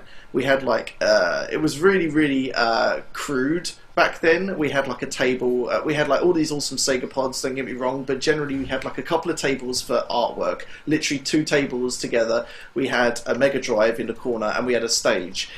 So it was really bare bones compared to what you might expect of Summer of Sonic in this day and age. But it worked for what it did. But people were like, "Oh, how many people are you expecting to turn up?" And I said, "Well, this held to about 200. To be honest, I'd be happy if 5 people turned up. It would be a colossal failure and a waste of money, but it wouldn't be a waste of money to me, right? Because I'd at least find 5 new mates out of it." So that was my philosophy. And when we held the thing, we didn't do an awful lot of promotion behind it. I was very aware of the fact that I had been running the Sonic Stadium for many years now, and I didn't want it to be an event for, members of the Sonic Stadium, that little pocket of Sonic fan community from my own website. I didn't want it to be about me. I didn't want it to be about, the community on Sonic Rex that enjoys like Kevin's comics. I didn't want it to be about any particular kind of community. I just wanted it to be about any and all Sonic fans. So what I did was I made another website. Didn't really promote it on any, Sonic Stadium website. Just kind of went, "Hey, here's a thing," and who wouldn't expect just 5 people to turn up, right? It was in the middle of London. It was in the middle of August. Not really much going on, and blah blah blah. On the day, we ended up having about 300 people turn up. And this was people from all around the world. We had someone from Australia. Well, Elson turned up from Australia. We had someone from China, I think, that year, or maybe it was the year after. And we had. I remember talking to a couple of parents, and they casually mentioned that they were from America, and I was like, "Come again?" They said, "Oh yeah, we heard about this thing because our son is a massive Sonic fan, and we were planning a vacation to the UK anyway, and he just begged us to plan it around this, so we did." And I was just like, that sort of stuff got me right there, right? So it was just crazy. It was just how it exploded was just so bizarre, and yeah. Yeah, I think it was like 2010 or 2011 where we actually had 4 continents. Oh god, yeah. Represented. So we have 4 lights. Mad. Yeah. Mad. But yeah, it was 2010 which sort of changed the atmosphere of everything within Sega anyway, and then coming up to the end of 2011, and obviously I wasn't there for all of it, but it was at that point where people within the organisation who were doing stuff started getting really excited by Summer of Sonic. And then it wasn't a case of, whether or not we're doing Summer of Sonic, it's like, okay, what can we do for Summer of Sonic? And it got a bit more organised. But that was the other thing was, as we grew, and obviously the first one was just like just the fans with a bit of Sega thrown in, and it's keeping the balance as we go. Yeah. But 2011 there was a real proper Sega staff turnout, which pleased me because it wasn't my job on the line every year, which was always fun. It goes wrong, you're fired. Thanks. But I think the important thing is we had, after that year, 2010, we kind of had proved Summer of Sonic to be, I think Kevin had managed to successfully prove that it was a worthy proposition for Sega to take notice of. But from our perspective, it was really a kind of coming of age for us as well. And to have Sega on board was just the icing on the cake, I think. Yeah. But Adam was going to say something. It changed the nature of the beast, didn't it? I think for both of us, I think, sort of the people involved in the community realised, we've got a powerful ally in Sega, somebody who we were allied with from before, and all, Kevin was absolutely vital in sort of building that bridge. But I think from that, Sega sort of saw it as, this is something that we want to show off, is that, these people are so passionate about the games that we do, they're willing to put this together. So it was a total no-brainer for them to sort of back us up to do these events, and also for us it meant that we could get a hell of a lot more clout behind it. We could invite more guests. In 2010 we had Crush 40, which to me that was sort of the point where I sort of stood back and went, holy crap, we're actually doing, we're getting these people over, and it's not just this pipe dream anymore, it's a reality now. And I think that's sort of what it's continued on to this day, is it's something that the community are very much dictate what happens with, but we've got a very sort of valuable assets that Sega can afford to give us, and it looks great for Sega as well. So it is a case of everybody wins the Summer of Sonic. There was an incident in 2011 where it really properly hit home for me, and it was early when we started to plan that, and that there was talk about exclusivity on things, and one of them was like first play of the game, and there was a discussion as to whether or not E3 would get it, or Gamescom, I forget what it was, or SOS would get it. And it wasn't the case of SOS going, oh yeah, no, we should have it. It was the E3 Gamescom organising guys going, no, it's us, we should have that. It just came to that point where it was just like all of a sudden there's like even questions about how Sega actually behaved with the releases changed. The entire philosophy within the organisation as to how they actually advertise games and their game cycle changed because SOS was that big an entity. Yeah, man, God. More rum. And you actually brought this up, a couple of you, about some of the live acts you guys have had. I mean, for me, on a personal level, I think that was one of the things that impressed me so much. Like, even in the first year, the first live event you had three pretty big names from the world of Sonic, as it were. You had Bentley Jones, Richard Jacks, and TJ Davis. And I mean, the live performances you guys put on that year alone were just brilliant. And as you say, it was in quite a small community hall, really, and each year it's evolved as grown. You had Crush 40 on there.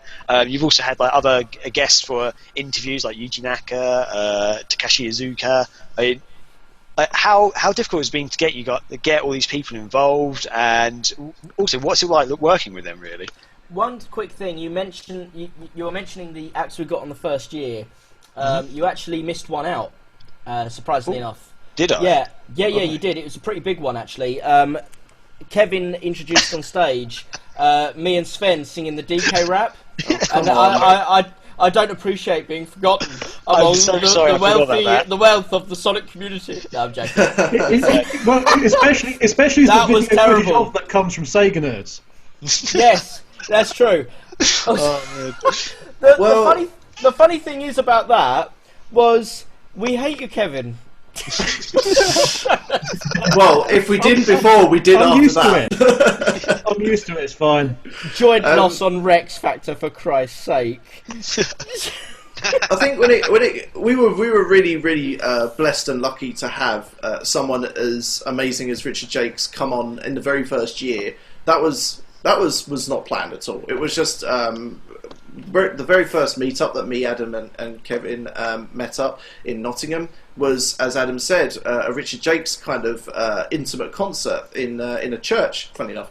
And he did a little meet and greet afterwards, and he got to know us, and we basically invited him to this thing, and he was very much up for it. He's he's a very down-to-earth, laid-back guy, and I respect the hell out of him. And he was very kind to come down, play a selection of his best tracks in front of a really captive audience, and I think they really enjoyed it. He was a pleasure to work with for a start, but he was very much he was very much like, we were bloody lucky we got him. We weren't even sure if that was, to the very day we did it, we're like, is he actually going to turn up? Is this real? Is this real life? We need to pinch ourselves. Yeah, that's true. But it was great. It was a great day. Bentley Jones, we'd known him because Bentley Jones was actually active in the Sonic community, funny enough, for many years. He was known as Libro, a prominent remixer. Remix Factory as well. Remix Factory. For, Shadow the Hedgehog, I think. Yeah, he did a remix of Eggman for Shadow the Hedgehog. Rabita. Yeah. That's the one. He was a pleasure to work with too. He's obviously gone to do more kind of pop music now. Isn't so involved with the Sonic kind of way of working. So, it was good to have him on the years where he was active. But I have obviously to say, with Lee Brotherton or Bentley Jones, he is same guy, different name. He in the second year he performed with us in 2009. He actually had a throat condition, and he still came and performed, which shows we didn't expect him to do that. With he was quite ill. Even 2008 actually. Oh, really? As well, I knew about 2008. He actually had surgery to remove a tumour from his back. Oh my god. Yeah, and he still came and performed. So, I mean, when it comes to Bentley Jones, whatever people might think about anything, he is a legend for simply contributing when he really, really didn't need to. We're forever grateful to him on that. He also created two specific tracks for Summer of Sonic. Yeah, two exclusive tracks. Yeah, he did a remix of "They Call Me Sonic," I think, as a joke, and then he did another one, didn't he? I can't remember what the other one was. The other one we won by doing the DK rap. 2008 was his World Blue World Prelude, I think it was called, and then 2009 was it just came from because we talked reasonably regularly on the phone at that point, and he just said, "Oh, we're gonna do another track," and I was like, "Yeah, we should do one of the jokey German ones, but try and do it seriously." And it just happened that it was "We Call Me Sonic," and I think I ended up calling it the Furry Tales Enhanced or something. But yeah, just having that as like an operatic full-on, I'm so glad he didn't choose King of the Ring. That was debated for a very, very, very long time. Thank God he didn't choose it. There are some. I want to get to. I think Yuji Naka and Takashi Iizuka in a little bit because I think they deserve a whole freaking 10 minutes on their own for reasons I'll explain very soon, but they're quite obvious. But I mean, I think one of the unsung heroes of the people that we invite and are very happy to come along to Summer of Sonic every single year, even the Americans one year in 2011, are the comic artists. A lot of people, they spend... they do other things now, obviously. Like, I think some of them are involved with, other comic projects. Some, like Nigel Kitching, legend, freaking love him. Grew up with his stories in Sonic the Comic. I think he's now a university lecturer as well as doing some of the stuff he does. So to get them on board from an early kind of time period was just insane. It was like wish fulfillment come true for all of us. And they're very happy to come down every year, sign some stuff. They keep coming down and going, "Oh, are you sure that we really need to be here because people come to Summer of Sonic and they want to see like the big names like Jun Senoi and Yuji Naka and whatever." And me and Adam keep saying to him, "Look, dudes, like seriously, like Nigel Dobbin and Nigel Kitchen in particular, like, look, guys, stop being so humble. Like every single year they have a table, and every year it's like the most swamped out of all of them."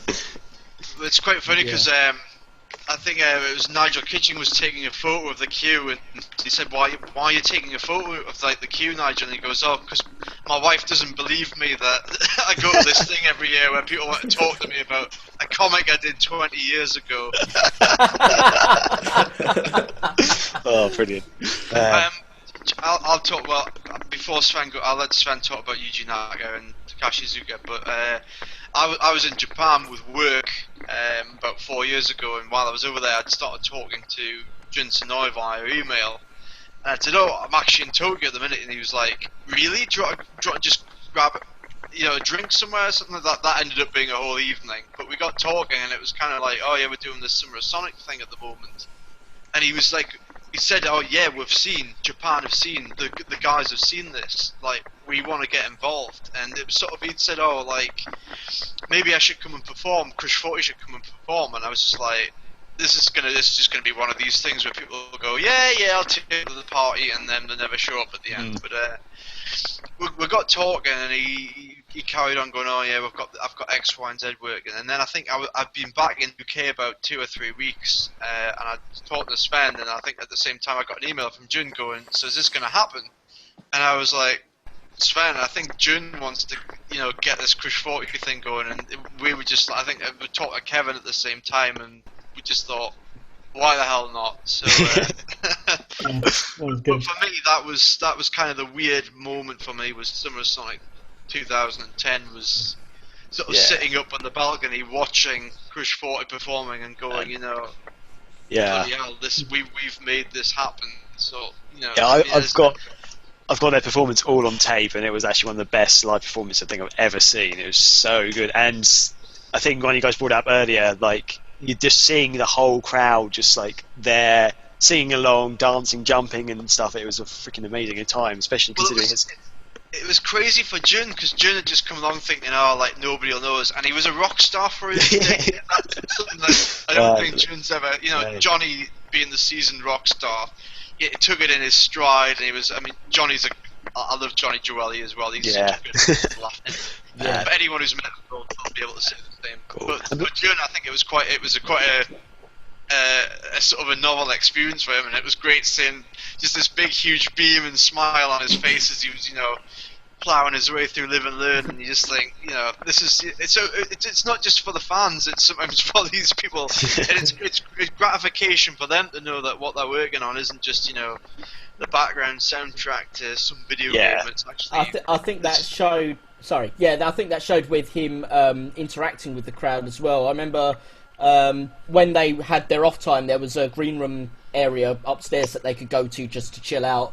And obviously they availed themselves of that service, because I can imagine they'd want to, especially after doing the signings and stuff. But Jun was really, really actively searching for, opportunities and moments to just get out into the crowd without having to do anything, just to walk around, savor the experience, and chat to everyone. Because I think for him that 2010 event, it was almost like an event for him as well in his own bubble. Because a lot of video game musicians have said, and I remember this from when we first went to the first Video Games Live in Britain. A lot of them sort of feel that, especially for older generations than ourselves, that video game music is not proper music or not proper artistry or whatever, and that's been told to them and that's been knocked into them, but they need a job, it's their job. And all of a sudden that thing that's not proper art or not proper music, it now has a massive following of people that are going, yes it is, and we love it. And all of a sudden they've gone from thinking that they'd be sort of in the almost like obscurity to being rock stars overnight, just because of the fact that all these people have gone up and gone, actually, I'd like to see that in concert. Actually, I'd like to watch that. I'd like to meet these people. And for people like Jun, and for people like a lot of the people that were at the first Video Games Live, I think that's really made it an event for them as much as anybody else. And that's why Jun loves to keep coming back. He's very insistent on himself coming back, and we love having him because he's a lovely bloke. There was a glorious moment actually in 2010 in the introduction where me and Sven were doing the intro. If you remember this, Sven, and we got to Jun's name, and at that moment in time, he poked his head like over the top of the balcony. Oh yeah. And there was this sudden big cheer. Me and Sven are going like, Jun Snap. Looked up and he's like over the top with his camera, just taking a photo. Okay. But there was sort of like this really awed silence of everyone going ooh, and then everyone going yeah. It was perfect timing. Oh god. Before you get onto Sven, before you get onto Yuji Naka and stuff, very quickly, because you guys have just been talking about this, you might have to clarify something for me, just to double check. Bentley Jones, did he actually sing in this world? Like, did he record it originally, or was it just what do you mean in the game version? Or... Yeah, the game version. No, that was Zebrahead, wasn't it? Oh, okay.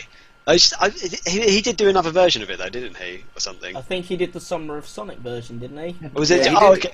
Because he did a cover of it, basically. Yeah. Okay, because there's just one little story, because you're talking about like how the artists who come to these things, they don't really realise how big much the fans love them. I just remember one that is in the first year. In fact, I've actually got this on camera as well.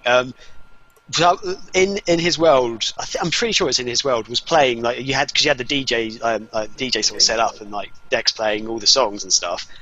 Then his world was on. there was a group of girls like singing it, and suddenly Bentley comes out of like this back room like from nowhere and just sort of stands there like just staring at them, and one of the girls just turns around and just like screams because like Bentley Jones like her eyes was like Was that a hug. It was a beautiful moment, and I'm so glad I got that on camera. But yeah, it's just like I think for both like the fans and the artists, it's just like such a big thing that's it's really incredible, really. And I think, as I said before earlier, I'm impressed you managed to get all these guys on. But yeah, so I had to tell that little story because it's so good. Yeah, anyway. it's great that you mention it because I don't know how people view it from sort of the audience side as to what we get to see or what we get to know.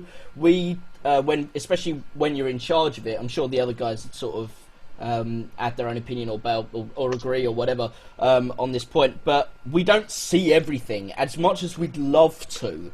We really would, and like moments like that we tend to miss because we've got other things to focus on to try and make the event happen. But when we see things like that, that is really what makes us grateful for the event happening, and what we actually love about it is actually giving people the opportunity to have those moments. But we have our own moments, of course, and we see different moments across the thing, but obviously we can't be across the entire venue and across the entire event at once. Yeah. But yeah, we love seeing those opportunities. We love hearing about them. I remember the documentary for Summer of Sonic from last year's event, from Sonic 2013, and they interviewed a guy in the audience who was literally just absolutely blown away by the fact that he was at an event where other people were singing the songs he'd sing to himself in his bedroom, and he daren't sing them in public because why are you singing such a stupid kids theme? And all of a sudden he was at an event where if anybody had said that, it would have been like, get out. I think all singing this. I think people aren't like there are no more people surprised by that, I suppose, than the actual game creators themselves. Like one of the memories that sticks with me the most is from 2011 when with June actually. That year we were trying to get Crush 40 to come over. They were already going to Sonic Boom, which is the US version of it, of what we do, but in a different style, obviously. And so we were trying to get Johnny on board. It wasn't possible because of conflicts with schedules and stuff. So we were like, well, June, just come over and do a small set at the end. And we were umming and ahhing because I think it's half of it's the Japanese culture, really, where they don't feel too sure that they can really stand on their own kind of merits. And June in particular, like Adam said, there was, I think June wasn't really aware that he had such a broad impact on so many fans. And so we had this back and forth before 2011's show where he was going to do a set, then he wasn't going to do a set, then he'd do a set but he wouldn't include this song or he wouldn't include that song. And we relented on some things because it made sense and sometimes it didn't. And there was one song where he was wavering on performing, and it was Escape from the City. And he wasn't initially going to want to play it because he didn't have a singer to sing the lyrics. And I just said to me and Adam just went to him, June, just play the instrumental. And it was like, seriously? We were like, dude, seriously, you play the song, I guarantee you, in fact, I will like buy you like all the drinks that night if not one person sings that song. Like, I would be severely impressed that no one, like, or massively, like, depressed that no one would sing that song. I was like, I guarantee you every single person in that room will sing that song as soon as you start playing it. And you know what? He was like, okay, well, I'm really nervous about it, but I'll give it a shot. And he did. And I remember seeing on his face while he was playing it, I think he wasn't sure what was going to happen. And he was kind of probably half expecting it to bomb. But as soon as that initial riff kicked in, everybody just started screaming the words, and you could see his face just light up on stage, and he was just like, it was half relief, but I think he was just really, really gratified that there were so many people who knew the words without even referencing anything. So many people grew up with the Sonic Adventure 2 for a start, so and then the generations as well with the actual remake of the level. So you just saw him go from like timid from the beginning of the song, and then he just ended up bouncing around like a bunny for the rest of the song. And you just think, he was so like jazzed by that, and it put a massive smile on my face knowing that proved him right or wrong about the fan base, I suppose. But he actually came up and grabbed my arm afterwards, and just pulled me. I didn't realise Escape from the City was that popular. He was like, yeah, massively popular. We also had someone that I really, because last year's Summer of Sonic, I retired last year, but I was still very much involved in the initial planning process. Sharp, you took over. So I took over beforehand. Oh, that's true. But yeah, I was very much involved with the initial planning, and one of the guys I wanted to get over, it was a long shot because, like I said, that balance between what Sega wants to promote to fans and older stuff, and there was obviously Sonic Lost World, which was a big thing that year, but also we pitched the idea of we want to do this thing with Metal Sonic. And it was like, who should we get on board? And I was like, look, my pet project was, let's get Hoshino-san on board, the guy who designed Metal Sonic in Sonic CD. He also designed Amy Rose as well, but Metal Sonic, yeah. So he created Metal Sonic, and yeah, I think Rory, you did an on-stage interview with him, didn't you? Like, yes. What was that like working with him and stuff? That was a bit odd because my previous interview experience was with Sumo Digital, so they were English, I was English. It was very easy to sort of follow script and then go off script and banter. Because there was no worry of interpretation. It was the first time I'd ever actually spoken to someone via interpreter ever in my life. So I did my best. I hope it came off all right. But what was interesting was from Hoshino-san himself. One, he was very up for answering any questions that had that he felt he could answer, which was pretty much all of them. The other thing as well was how game he was to listen to what people had to say, and how quick he was to throw things out back to the audience, not just to me, but to the audience. He was a great laugh, and the one thing that I'll always remember from doing that in SOS 2013 was during the sort of chat on stage, we'd obviously asked the fans if they wanted to submit questions, and we'd find out which were the best questions and compile those and basically ask those on stage. And up came the question of some of his work with Sonic R, which included the creation of Tails Doll. And that for me was the jewel in the interview, because he explained the original purpose of Tails Doll in Sonic R was actually going to be an additional mode for Eggman and the Egg Robo, where you'd have to shoot the Tails Doll targets, and but they didn't have enough time to implement it, so instead they just used the model, because the model was already built, as a character in the game. And what eventually became of the sort of shooting game happened in Sonic Adventure with Gamma. And the very first mission is the shooting of the Sonic, Tails and Knuckles dolls. Yeah. And Tails doll is in that because he's one of the dolls. Yeah. But that was actually a concept lifted from Sonic R previously. And that I don't think that had ever come out before that interview last year, which was... the fact was, when I talk about him throwing something back to the audience, I asked him, if he was aware of the...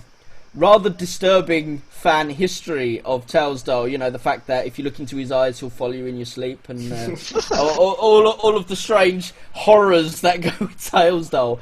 And he laughed. He was like, I had no idea.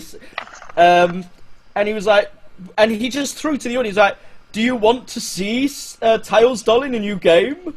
And of course, that was possibly the worst thing they could have said, because everyone in the audience cheered yes. So we may in fact get him back, but which would be great. But that's what I loved about talking with Hoshino-san, was that he's someone who generally works behind the scenes. He's not generally in front of a stage as part of his job role, but even when he got there, once he, after a little bit, when he felt comfortable, he was throwing things back to the audience because he knew those were the people that purchased the games he was designing. And he relished in that feedback, I think. So I just found that exceptional, the fact that he was, so willing to interact, on first meeting with a huge bunch of English nerds. Izuka-san, the guy that runs Sonic Team now and is producer on many of the Sonic games in Japan, he is a lot of fun to work with. I know he comes across sometimes as a little strange in interviews. I think that's simply due to the whole localization process. You get a Japanese guy in front of British or American games journalists, and there's always that lost in translation moment where he says something which would sound perfectly normal in conversation, but it would be kind of embellished by way of translation purposes, and it might be construed as, oh, Izuka-san says blah blah blah, when in fact he kind of just meant it as an off-the-cuff quip or something. But he's got a great sense of humour. I remember when we had him, the first year we had him on board, which was 2011, and he was a lot of fun. He took a lot of stuff on the chin because obviously there were a lot of Sonic fans that I think they had a little bit of mixed opinions about Izuka-san, clearly because of how he came across in, like I said, interviews and how that was perceived. But I think he changed. He was very much on board with the whole concept of Summer of Sonic, as I think Kevin may or may not say in a minute. But he was very much. I think his appearance at Summer of Sonic was a game changer for a lot of people's perception of him, which was great because I think he's a great guy, and I think a lot of people's opinions of him had been coloured by what was in the press. Not saying that the press was right or wrong or whatever, it was just an unfortunate matter of circumstance. And, I think a lot of people warmed to him from then, and he's been a regular kind of special guest ever since, simply because he loves coming down. Like, he just wants to enjoy that, much like Sonoe-san does. He wants to experience the fans and be able to get close to what they're thinking, because there's a lot of feeling in Japan right now, I think, of really servicing that fan base. I think you saw that with Generations, and obviously Sonic Lost World took a lot of ideas from Badniks and stuff from the old Sonic games, and obviously there was a lot of influence from Colors too, which a lot of fans were receptive to. So there was that angle. But I remember in 2011, he took a lot of stuff on the chin. There was like no holds barred almost, and there was some questions where it was like, what do you regret the most? I'm kind of paraphrasing, I don't know the exact question, but I think it was a different kind of question, but unfortunately I think the Japanese guests took it to mean, what are you sorry for putting in the games? Which wasn't what the question was at all, but I think it was how it was translated or communicated to them. And so Izuka-san was like, he didn't take long to think about it at all, and he just went, I'm really sorry for Big the Cat levels in Sonic Adventure, and everyone went, yeah! And it was just amazing. And there were moments, even like last year, where there was mention of, I don't know, not Silver, because he wasn't involved in 06 so much, but Shadow, or some of the really weird things that happen in Shadow the Hedgehog and stuff. And you'd see often, sometimes I think you might see on YouTube if we record that stuff, but there were often times where Izuka-san would just like put his head in his hands, and he just like on stage interviews and just be like, "Oh my god, don't ask me these questions! Like, you're killing me here."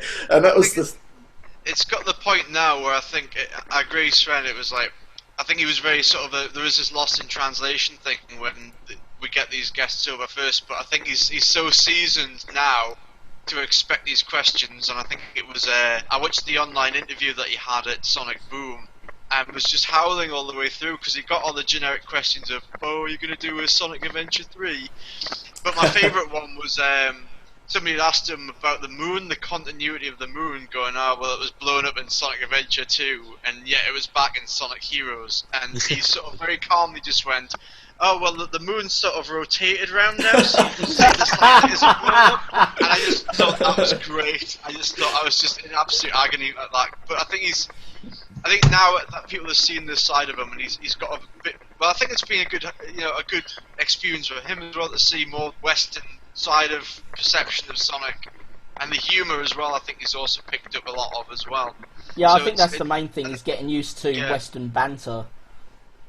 I think in a strange way, and I don't want to be too presumptuous about it, but maybe this contact that he's had with the Western fans, which I don't know if Kevin can shed some light on this, but I think from what I understood it, like the Japanese Sonic team, and especially Izuku-san, didn't really have an angle on just how big or how passionate Sonic fans were in the West. They kind of had an idea that Sonic was bigger in the West than it was in Japan, but not to that extreme. So I think I would go so far as to say the contact that he's had with fans in Sonic Boom and Summer of Sonic, I think it kind of helped warm him to the idea of something like Sonic Boom, the video game, where it's a very kind of American reimagination of the Sonic brand, and you see all these interviews on IGN and stuff where the American studio behind Sonic Boom have been talking loads about how was it trying to get things passed through Sonic Team and Izuku-san, and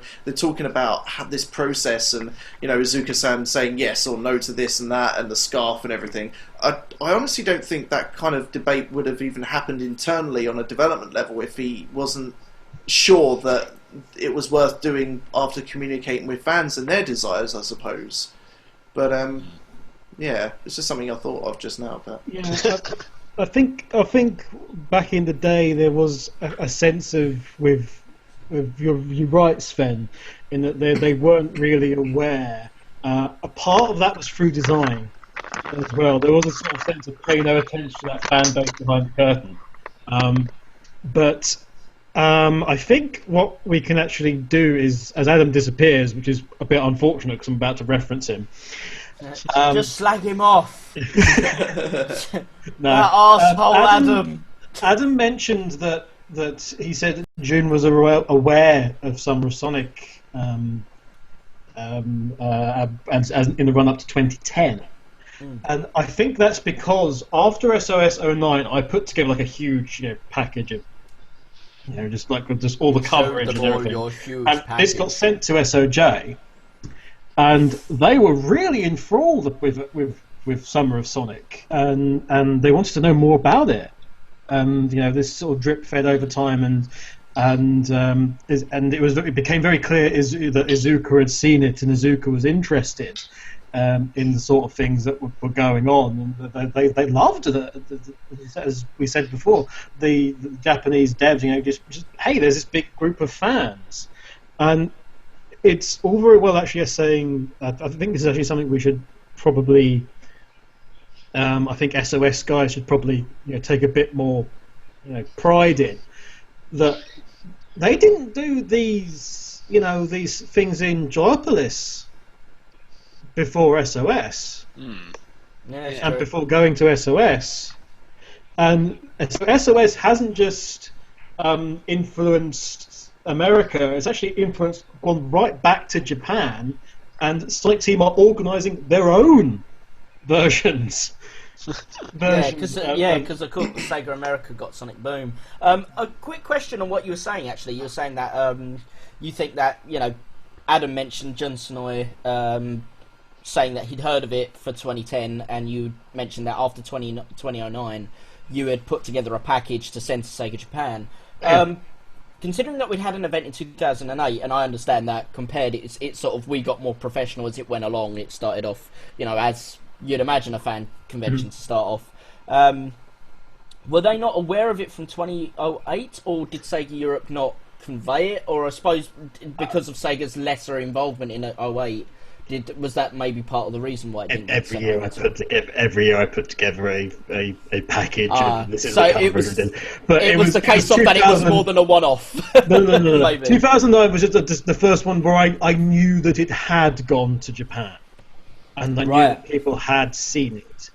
But it wasn't just that, because Izuka-san has always been very supportive of Summer of Sonic since his prior to his involvement, and obviously very much since then, because there was a lovely point in 2011 where he came up, where I met him on the stairs, and this is again goes back to he does speak English. Okay, Izuka-san speaks English. It's not perfect English, and that's why I think sometimes that things are misconstrued and taken out of context a little bit within those English interviews. And it's also that specific reason he's actually very wary of talking English in case he is. But we had a discussion on the stairs out back at SOS 11, and he was saying how what a fantastic thing this was. He was already talking about they hope to do it again, and he said this is the best thing I've been to. And wow, fantastic. And he then paused and he looked actually quite sad. And I sort of asked him what it was, and I just wish I could have been out there more.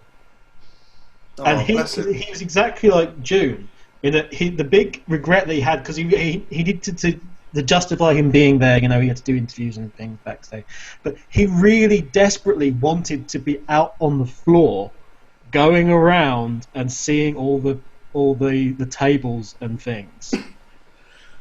And but he had a brief opportunity to go around with Naka-san the day before when we were doing stuff.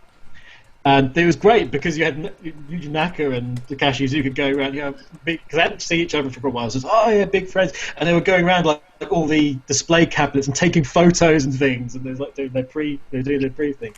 But the actual awareness of SOS definitely was well before then. Because we'll talk about. We'll get back to Sven with Naka-san, but there is a story of a Naka-san before that, and that was when I had the opportunity to talk to Naka-san after an event that we did in London for Let's Tap. All right, yeah. And we were up in a hotel somewhere. I think it was. It was a Hilton in London, a very poshest of posh Hilton in London. And we're in the bar, and I've finally got a chance to talk to Yuji Naka, and of course I'm just going, oh my god, inside as the Sonic fan. And we discussed many things, me with my bottle of Budweiser, and him with his most expensive champagne in the house. Of course. Which is, I'm drinking out the bottle like a class guy, and I talked to him about Summer of Sonic. He knew Summer of Sonic before I said anything. He knew Summer of Sonic. He knew the Sonic Stadium. He knew Sven.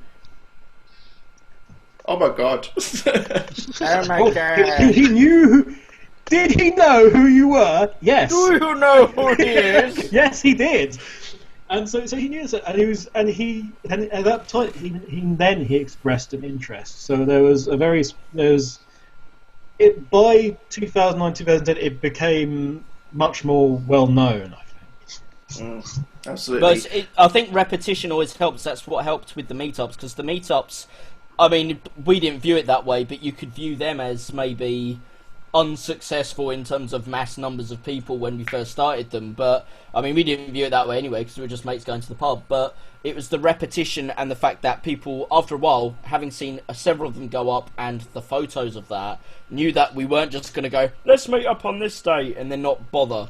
We were definitely going to be there, we were definitely going to have the meet up, we were definitely going to have a chat, and they wanted to be a part of it. So I think, and it's slightly. I know it's a different kettle of fish from a meet-up to a professional or a convention that gets professional people in, but I think it has that same tone. It's Summer of Sonic 2008, as far as they were concerned, could have easily just been a one-off.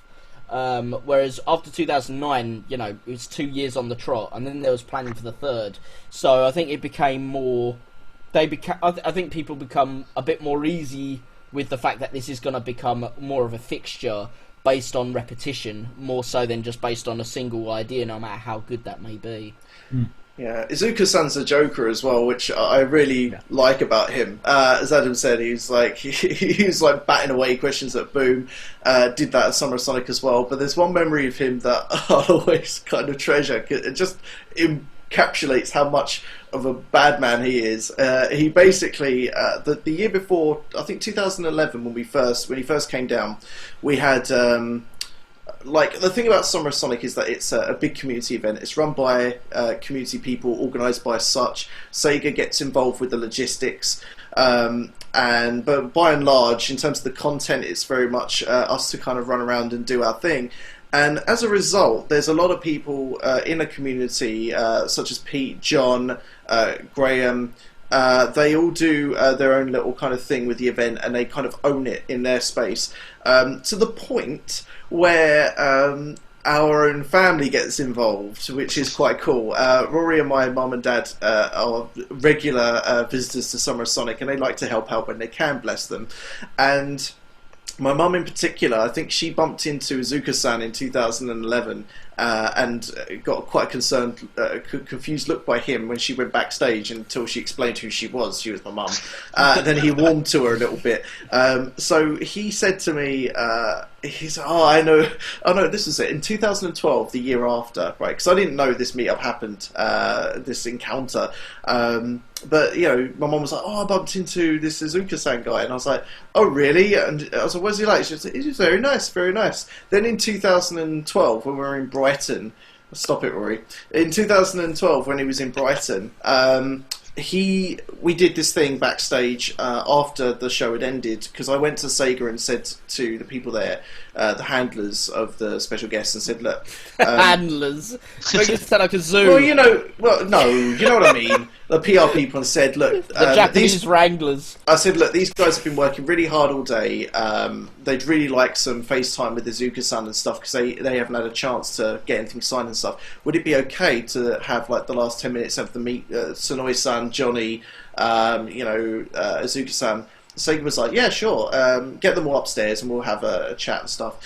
And when I got to shaking Izuka-san's hand for a second year running, and like saying thanks again for coming and stuff, his first words to me was, I know your mummy, in English. And I was like, okay. I was like, you're a joker, aren't you? So I said, I think Rory had introduced himself to Izuka-san just after I said that.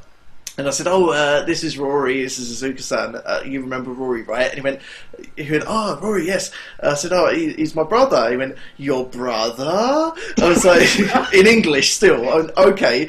I said, this is my dad. He went, your father?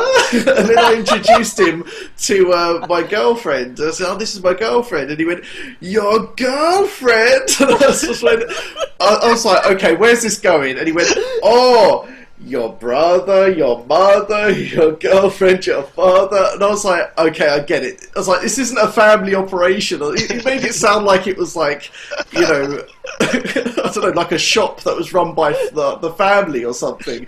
And he was just like, he was just joking about it, going, I know all of your family. I was like, okay. So I found that quite funny. We had to put up with this weird charade because I first met him out at E3. And I think everybody who I knew out at E3 wanted to introduce me to Izuka-san. So at about the fourth time, somebody had gone, Izuka-san, I want you to meet Adam from Summer of Sonic. We just ended up doing this whole charade where we'd just be like, oh, very nice to meet you, sort of thing. And it just got more and more ridiculous every time it happened. But he's got a real sense of humour, though. Yeah. And then, of course, there is the guy that... I think Kevin had been very instrumental in getting him involved at Sega in 2011, and this was the big win for me as a massive Sonic fan. I think every Sonic fan's dream is to be in the same room as Mr. Yuji Naka, let alone be able to kind of work with him directly. And for me, that was a personal, massive highlight of my life. He's basically my hero when I was growing up.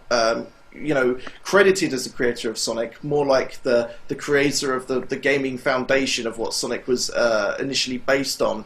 And he's a coding badass, right? Like, even when he became producer and became less involved with the programming side of the Sonic team kind of stuff, he was with the Dreamcast, for example. He was. I remember reading the interviews when I was like a teenager, and I was like, "Oh, is Yuji Naka still programming stuff?" And it turned out that he was programming the netcode for Phantasy Star Online. And I was like, the whole stuff, the whole online system for Phantasy Star Online, he got really stuck into it. And that's the kind of programming backbone that he has, and why he's one of the best, really. And I'd been following him for obviously not literally, that'd be weird, but I've been following his career for years and years. And finally, there was the opportunity for Sonic fans to get to meet him in person, and this was like Twilight Zone levels of weird for me, because not only was he my personal hero, but I was working with him for Summer of Sonic, interviewing him on stage, so that was massively squeaky bum time. And then I had, I also was essentially his handler for a large part of the day. I know he had people at Sega looking after him for the most part, but if he needed something, I was the go-to guy, and it wasn't stressful, but it was a serious kind of, holy crap, this is what I'm doing now, right now, in this moment. I'm looking after Yuji Naka. What the hell is going on with me? So, it was just copious amounts of awesome that I don't think I'll ever get to experience again on any kind of other level, but I'll always treasure it. And there were just so many moments from that year when he turned up that are so memorable to me. There's obviously the on-stage interview, which not only had I never met Izuka-san before, I'd never met Yuji Naka before, and it was just, here I am interviewing these two on stage for 2 times in a day in a really boiling hot room, I might add, which wasn't our fault. Again, wasn't our fault. It just happened that way, unfortunately. Really sorry for everyone in 2011 and 2012 who thought it was really hot, by the way. Wasn't our fault. And 2010, by the way. People were aware. Oh yeah, we always got places with air conditioning, and they always happen to have some reason for breaking on the day that we decided we were going to do the event. Or else not lie and say that they had it and didn't. Yeah, there's a reason. Bush. Yeah, there's a special story behind 2010, really, with the venue. Yeah. But when it comes to the on stage, should we never go there? Should we just not go there? I don't think it's there anymore. Thankfully, I think someone figured it out. But the holes in the floor that led to the electrical wiring that we had to cover up with bits and bobs. Exactly. Yeah. Insane. But that year was trippy because I was kind of here I am. I was a games journalist at the time, so I was here I am. On various levels, I have to get this right because get the questions right as well, and have asked the right questions, because from a personal perspective, I was these are my heroes. I can't mess this up. On a professional level at the time, because I was a games journalist, I was I got to ask some really good questions and get something out of this. And then there was just this weird moment where I looked at the audience and there was a sea of people and they were looking at me, and I'm sure this wasn't the case, but I got this really paranoid kind of moment where I thought that everyone was looking at me kind of sternly going, you better ask some really bloody good questions or I was going to mess you up after the show. So there was that as well. Why are they all Cockney? Because it's in London, so it's just the way. But it was great. Naka-san was professional to the max. He knew exactly how to play the audience and answer the right questions the right way. Not to say that he held anything back. I think he was very honest, but he knew how to get he knew his audience. Let's put it that way. There was a question that I'll always remember where I asked him about stuff that what was it? The barrel from Sonic 3. I think that was one of the questions that I think it's probably my favourite question. I asked him about the barrel in Sonic 3, and because Izuka-san was a level designer in Sonic 3, and Naka-san was obviously lead programmer, so those were the two perfect people to ask about this particular thing. And I said to them, I think the question was, do you know how many kids' lives you ruined by including that barrel? And the whole crowd erupted with laughter, and Izuka-san basically passed the buck in typical fashion. He was long story short, no, that wasn't me. And everyone was oh, cop out. And he was no, actually, it was the main level designer, Yasuhara-san, who everyone credits as a god. And I've yet to meet him, but he sounds like an amazing guy as well, and I'd love to meet him one day. And everyone was oh, really? And then Naka-san went and took the question and went, actually, I was responsible for, I was lead programmer, I was responsible for coding that entire level. So, on behalf of the Sonic team and everyone at that time, I sincerely apologise. And everyone just went, yes, perfect answer, thank you, Mr. Naka-san, based god. And And he just basically took the question, was like, I'll take the hit for this one, Izuka, it's okay. And I was like, this is amazing.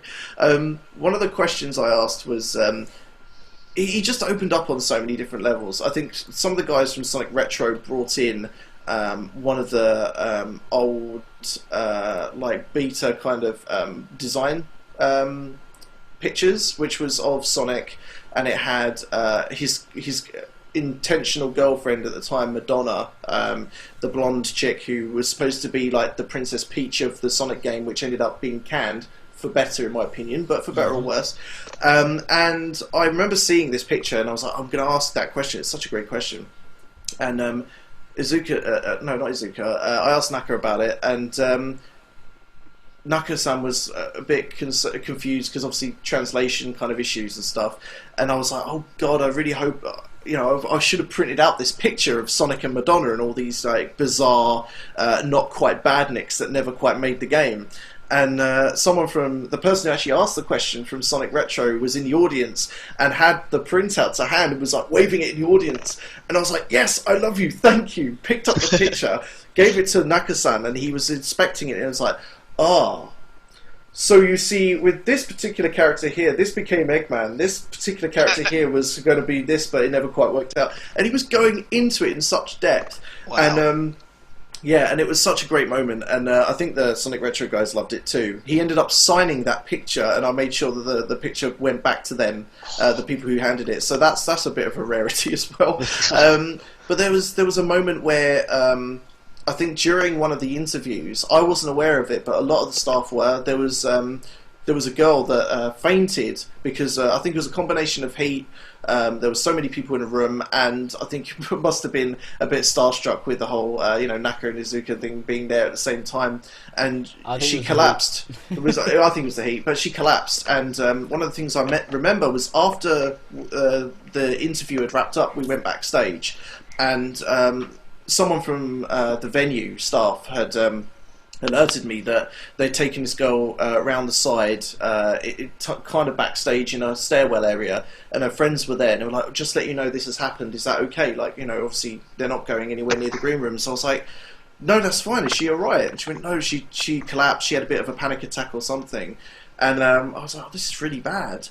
And she went, do you think one of the guests would be able to kind of see her and make sure she's alright? And I said, well, that's a great idea. Naka-san was just tapping away on his phone at the time, and I looked over and he was literally 2 feet away from me. I was like, should I? I was like, yeah, go on, it can't hurt. So I went, oh, Naka-san. And he was like, I was like, oh, would you mind coming with me for a second? There's someone who's quite ill. And like Izuka-san, I think he understands English. I don't know if he can speak it very well, but certainly like most Japanese people, don't think they're very confident with their English skills to really speak it, at least in conversation.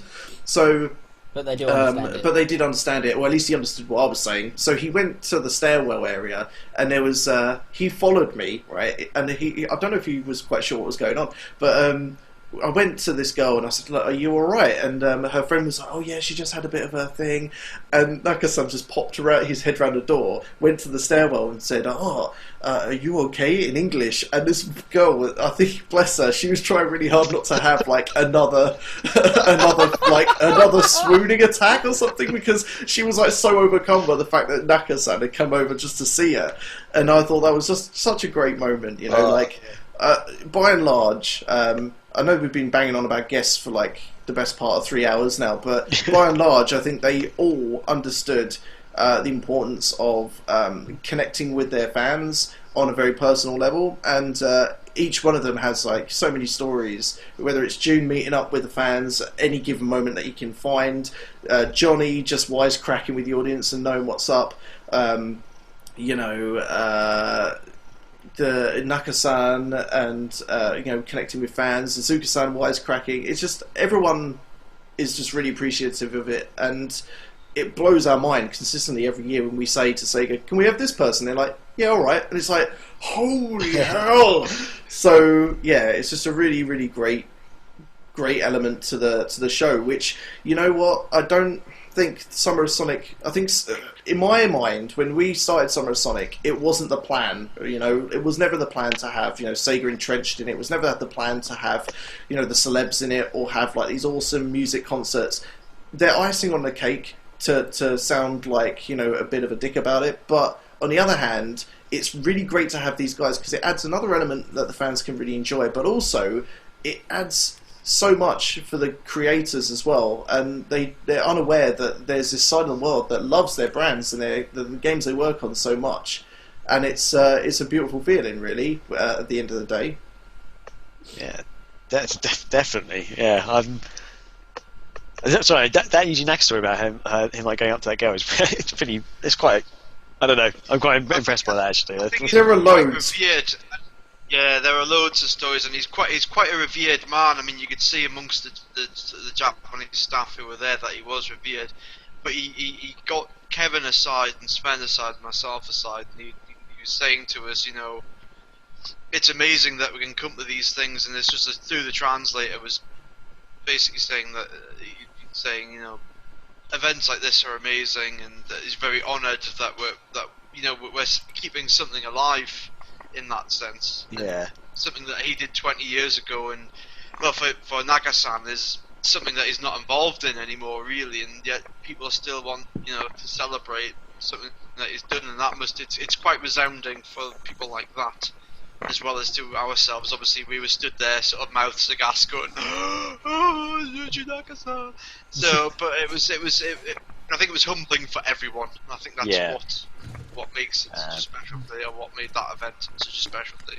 Yeah, we had a joke, like Adam, myself, and a couple of others had a special 5 minutes with Naka-san after 2011 before they left, and I made a bit of a wisecrack about him, saying, you know, maybe because he was very humble about it as well. Like Adam said, he was like, you know I don't have an awful lot to do with Sonic these days, but it's still very close to my heart. So thank you so much for creating this and making it what it is. I'm really appreciative of the opportunity. And I said, look, you're my hero, so dude, like, you're fantastic.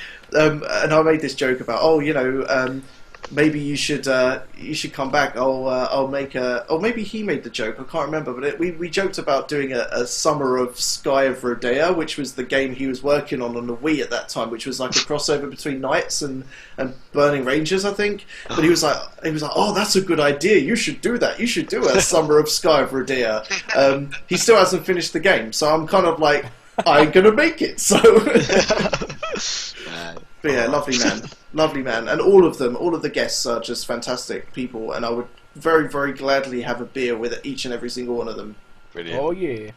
I think we should probably move on to another question. Yes, yeah, please. I was actually going there's other questions I really want to ask you guys, but we actually have to probably cut towards the end of the actual interview because I'm doing this for like nearly 3 hours now. So maybe we can get together again and do like an uncut or something. I think we'd have to. We're gonna have to, man, because I could ask you so many more questions about this whole event. Because Summer of Sonic's so good. Unfortunately, I haven't been to the last few, but I've been to most of them, which I love. how dare you? I'm sorry, guys.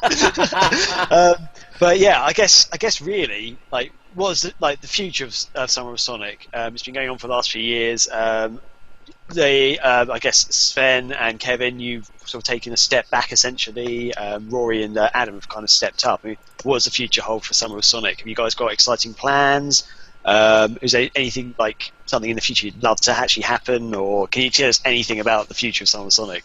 Well, I'll tell you what I'm most excited about is that the more time goes on, the more we're seeing that, you know, this phenomena that is Summer of Sonic isn't remaining confined to Summer of Sonic. The US have had their first fan convention in Sonic Revolution, and I think that's happening again this year.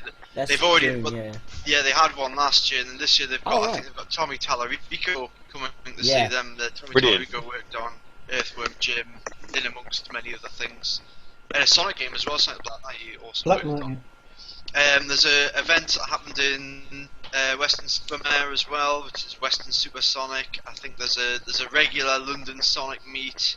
There's various things popping up in the States. And I personally think, you know, regardless of what Summer Sonic's got to hold, there's a whole other generation of fans now. I mean, this is the thing, we're getting old now. I mean, I've got greys in my beard, and it's getting on the poor side of 30 now. And I think it's great that it's sort of this evolution now, that it's not that fans are wanting to to not just meet for once a year.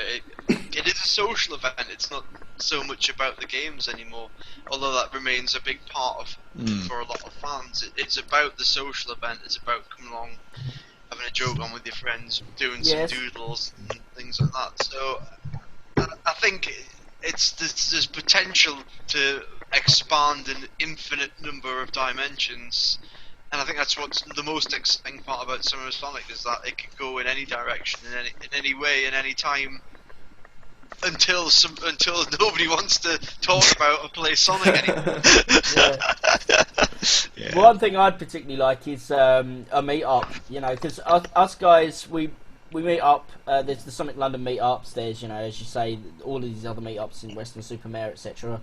In the UK specifically. Obviously there's a lot more outside of the UK. It would be great for us guys, just because we mostly meet up nowadays for Summer of Sonic, because there's a lot that goes into it. There's a lot that we have to deal with Summer of Sonic in order to get it to go ahead. I'm looking forward to being able to go to an event where all four of us are there, just chilling. For once, not sitting there going, well, what should we do with Summer of Sonic? Instead, we just literally just go there and go, fuck it, bevy, alright mate, just do nothing Summer of Sonic related and just chill. That would be something that, because obviously we used to do that all the time before Summer of Sonic, and it's something that's very much, there's nothing stopping us doing it again, especially, especially me. I've had, money problems which have now ended, so I have the ability to see people. So that should be a bit of a joy.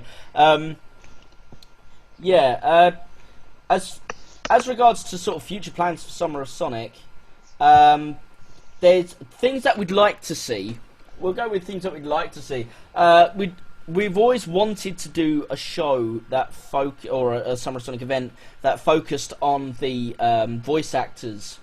And for one reason or another, sometimes Sega regulations or other things, we've never been able to do so. We that's something that we've always wanted to do, and that's something we've always wanted to do a focus on. So much so, it's not due to lack of interest from the voice actors either. We had how can his name have gone out of my brain? Guy does the voice of Robotnik. Mike Pollock. Jeez. Mike Pollock came over in 2011 by himself, just to see the event, because he couldn't be there as part of Sega's.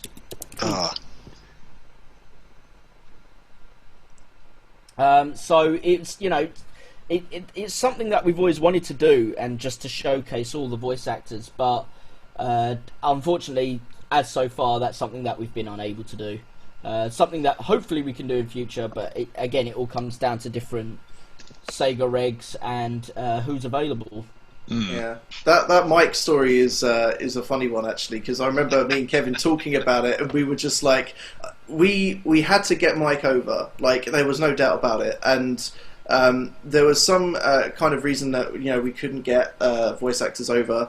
So what we decided was like Mike could come along, but we basically paid for him to come along, and it was quite joyous, really. Like he mingled with the fans and stuff. But by and large, like that was always the plan, but it never really fell through somehow. And for some bizarre reason, we wanted to approach him, but we never could. And by the end of it, he just ended up turning up, and we were like, "What?" So even though that was our plan to try and get him over, and we couldn't, and we didn't, he was there, and we're like, "How the hell did he turn up?" So we were kind of like mentioning, like, I think Kevin and I at the beginning of the day we were talking about, Mike Pollock and Dr. Eggman and stuff, and everyone was like, "Hey!" And some people had clocked him in the audience, but me and Kevin didn't see him, and we were like, "Why are people getting so weird about it?" And then we bumped into him, and we were like, "What the hell?" So it was a funny little story, really. But yeah, yeah, them as well.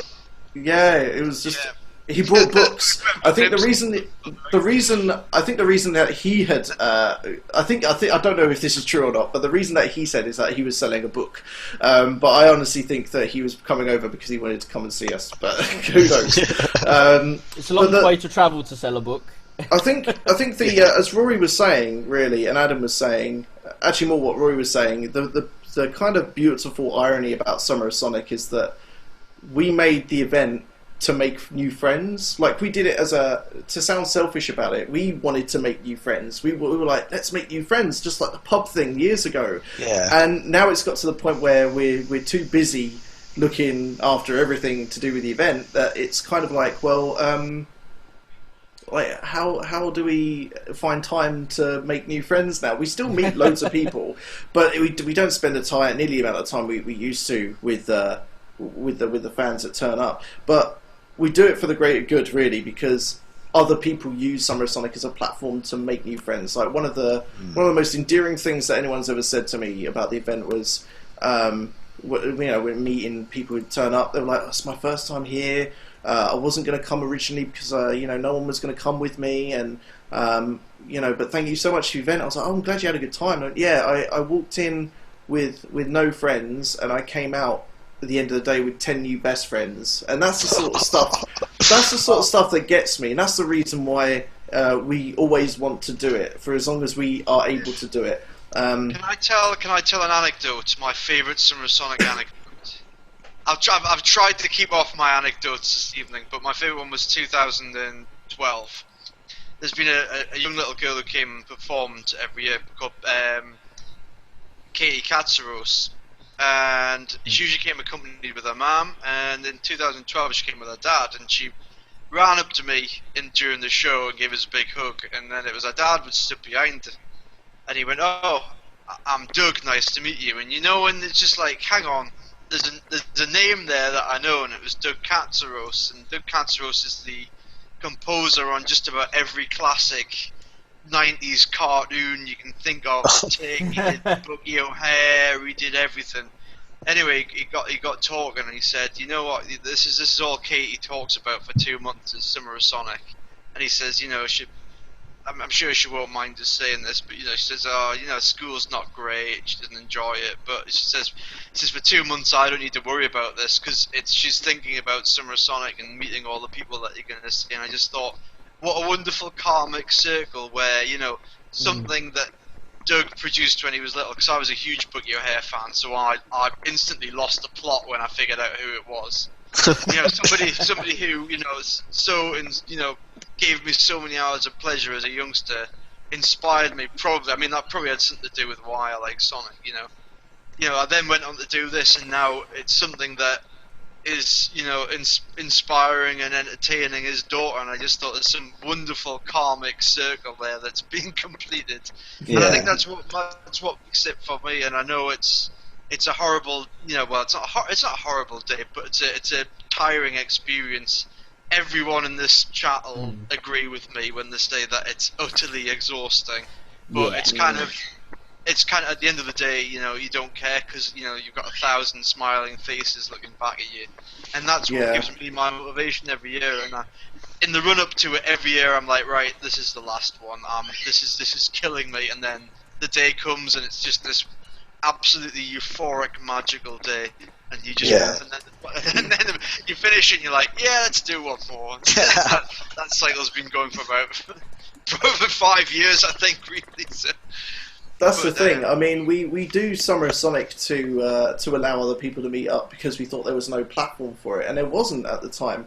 But as Adam said, there's now it's now starting to grow. There's the London meetups. There's Sonic Western Supermare. There's a Sonic Revolution in the US, and then obviously there's Sonic Boom as well. So it's really nice to see things grow like that, and not to have. I mean, like I said, the original point of Summer of Sonic wasn't to get SEGA massively entrenched in it. It wasn't to become like the one and only. So in that sense, we feel like we started something that I personally feel that other people should take as some kind of inspiration, right? The idea behind Summer of Sonic wasn't to be here's the event, the one event every year. Come here, enjoy it, Junsanoi. It's basically the idea behind the event was, make friends at Summer of Sonic. Like I said before, as much as we love all the guests and all the games and stuff, I would happily have Summer of Sonic in just an empty warehouse room for 10 hours and just go there's nothing here, just make friends, have a pint, have a bar, because I like drinking, but I have a bar there. But I'd quite happily do that, because that's the focus point. That's everyone making friends, and make friends, then go out and meet up with your friends that you've made at Summer of Sonic. If you feel like that there's enough people in your local community, have your own version of Summer of Sonic. Don't call it Summer of Sonic, but make your own kind of local version of it or something, and really continue the spirit of what Summer of Sonic is, or even just not even what Summer of Sonic is, but what the Sonic community is. This group of people that like the same kind of subject matter. Or very social people, and if you want to expand your circle of friends, then there's no better way to do it. I'm not saying everyone should hire a massive hall for X amount of money every year, but it all, Summer of Sonic, like most things, it all starts with a small idea. It started for us in a pub in London. It started off with 20 people meeting up because some dude from Australia was coming over and we wanted to meet up with him.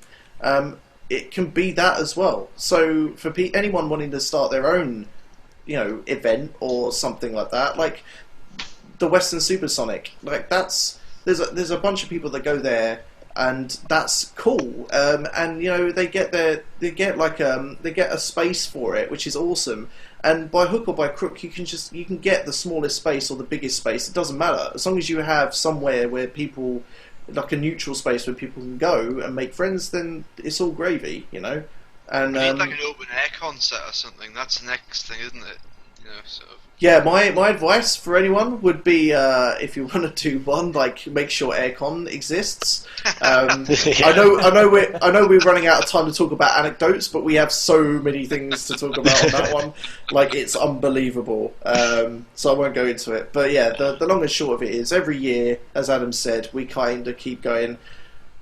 We don't go away hating it, but we go away thinking, that was we really would like to be in the audience kind of position next year or whatever. But we also kind of come away with it thinking we really accomplished a lot. We really did feel like we service a lot of fans in some respects, and we did a good job. So every year we kind of think, how can we make it better, or what can we do?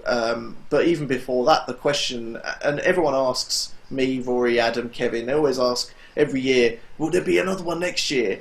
And it's never always set in stone. Every single year, the answer to that question has always been, we'll see which way the wind blows, because it's always like Adam said, it's tiring for us, but at the same time, it's also incredibly rewarding. So the first question we always ask is, do we even have the time to do this? Because Sega's very much involved, but Summer of Sonic isn't Summer of Sonic without the fans interacting and involvement. And Sega in Europe really, really understand that now more than ever. So there's a really beautiful balance there, which I think we've got the right sweet spot at, I think. And but really the question comes down to, can we do it? And then if we can do it in terms of our workloads, our work lives and everything else, the next question is, awesome, what can we do? And then it just rolls on from there, really. So yeah, it's a very broad answer to your question, I suppose, but there you go.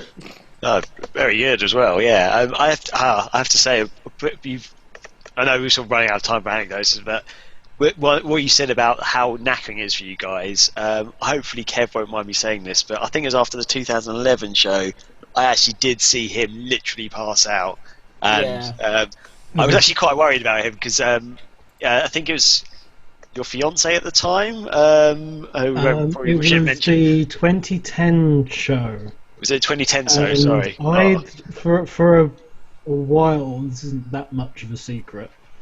Long story short, I was attacked by 25th birthday. Oh, it was for your birthday, wasn't it? Yeah. Oh shit! And somebody very kindly decided they were going to use my heads of football for a while, which was fine. And then I came back from the if you remember Outrun the Rest, the competition we did for Outrun Online Arcade.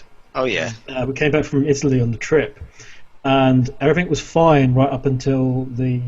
We're getting way off track, and I do apologise, but it kind of explains stuff. And we sort of descended very rapidly, and something there just went.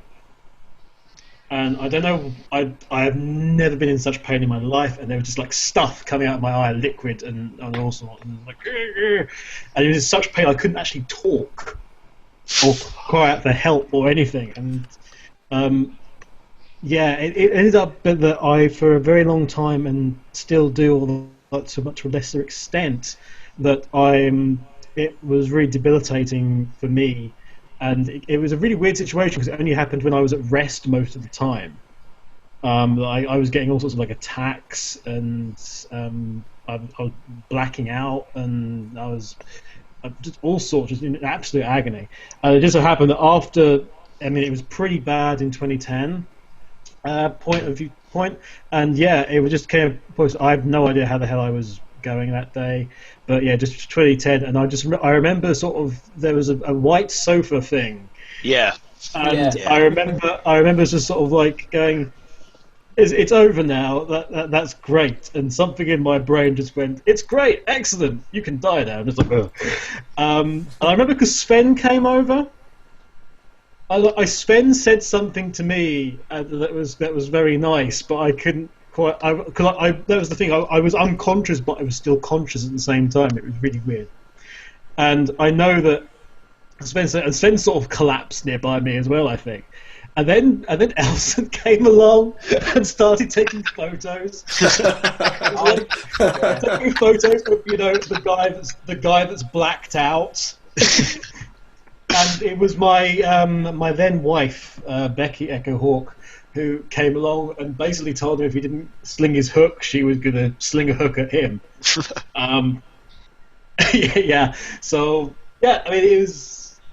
SOS is very debilitating for all of us in various ways. Even when you're running it was a little bit difficult because there was just the added stress of just the job and the responsibility stuff on there. But, I after 2011's one, it was kind of 2011's one was the first one I properly enjoyed, and it was the first one I was able to walk out of. That was the thing, because I was never able to really attend any of the after events, really. But yeah, it is a huge thing for all of us, and there is this sense of you riding this wave of adrenaline forever and ever, and then just afterwards it's sort of this then you pick yourself up again and go, okay, where do we go from here? Yeah. There we go. Man, that's brilliant. I think we're actually pretty much going to have to almost wrap up the actual interview and probably the show very quickly, but I'm such an idiot. I was meant to mention this at the very start of the show, and I didn't. Part of the reason why we had you guys on the show, and we've been trying to actually get you guys on the show for the last few weeks, really, since this happened, was partly because you guys are Guinness World Record holders, essentially, aren't you? I kind of wish I'd actually prepared you, because I was going to get you guys to bring up your stuff with you. But has Kev got something there? I don't know. Or... Give me a sec. Oh man, I've never seen one of five. That's fantastic. Yeah. Now I want one. Yeah. What exactly? Remind everybody what exactly is the Guinness World Record that you guys are actually holding at the moment. Well, air conditioning for a convention. So basically, this was something that I think Kevin and I had tried to get off the ground from the very first Summer of Sonic. Funny enough, and it would have been most appropriate as well, because in 2008 we actually had someone from Guinness come over to adjudicate the Sonic 2 speed run that we had. Yeah. There we go. Beautiful thing. So basically.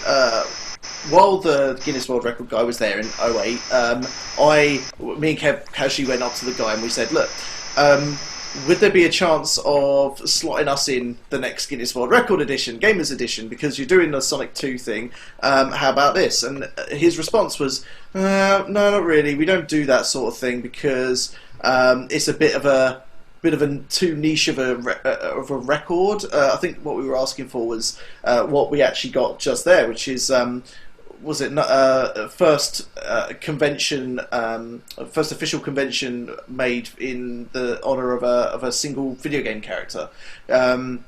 Because it kind of was on the grand scale of things. I know there were other kind of meetups in Russia and elsewhere in the world beforehand, but I think Summer of Sonic was the first one that caught the attention of Sega's eye, at the very least. So that was our position, and they were like, no, it's too niche of a concept. This was the same year, by the way, and I'm not being bitter about it, but this was the same year that they gave, I think it was Rocksteady Games, a Guinness World Record for best ever game featuring Batman. So I'm like, well, if that's quite niche in itself, I think. Yeah, but, it's not really a record that you can break either. No, it's like best Batman game featuring Batman is a Batman game. Oh, that's a surprise. So there was that. So we left it alone for many years, and to be honest, we kind of resigned ourselves to the fact that we were going to just do the best we could. It was never a glory-chasing thing, but we thought since the Guinness guy was there, we thought we might as well ask. Don't ask, don't get, right? Mm-hmm. So imagine my surprise. No mention or no word from anyone at Guinness or anything like that. Sega hadn't even been contacted, from what I understand. But there was this. There was I think it was a Mashable article that I found in January this year, and it was down to for my sins. I did something of a vanity Google search for Summer of Sonic, and found this article quite near the top, and because it was recent, and I was like, well, why is this Mashable article? And it was like. The article was called Top 14 New Gaming Guinness World Records, and in the little description thing that Google has, it said Summer of Sonic ... and I was like, what the hell? So I clicked on it, and there was no image or anything, no screen grab, but this article had just claimed that we had won this record, and I went to Twitter immediately and went, does anyone have the latest Guinness World Record book? Because apparently we're in it, and someone had quite kindly taken a photo of the actual mention of us. Beth. Roru Beth, yeah. Not Roru Beth, that's not her name, but her nickname's Roru. She took a photo of it and sent it to us, and we were like, holy hell, we need to get on it. So I got in touch with Kevin, and we got the certificates sorted, and there's now, hopefully, if they actually got on it, most of the guys who volunteered, who work so hard every year on Summer of Sonic, they now have their version of that certificate. So it's really, really gratifying to get after all these years. I think it really kind of says loads about the event and how hard we all worked to make it what it is today, I think.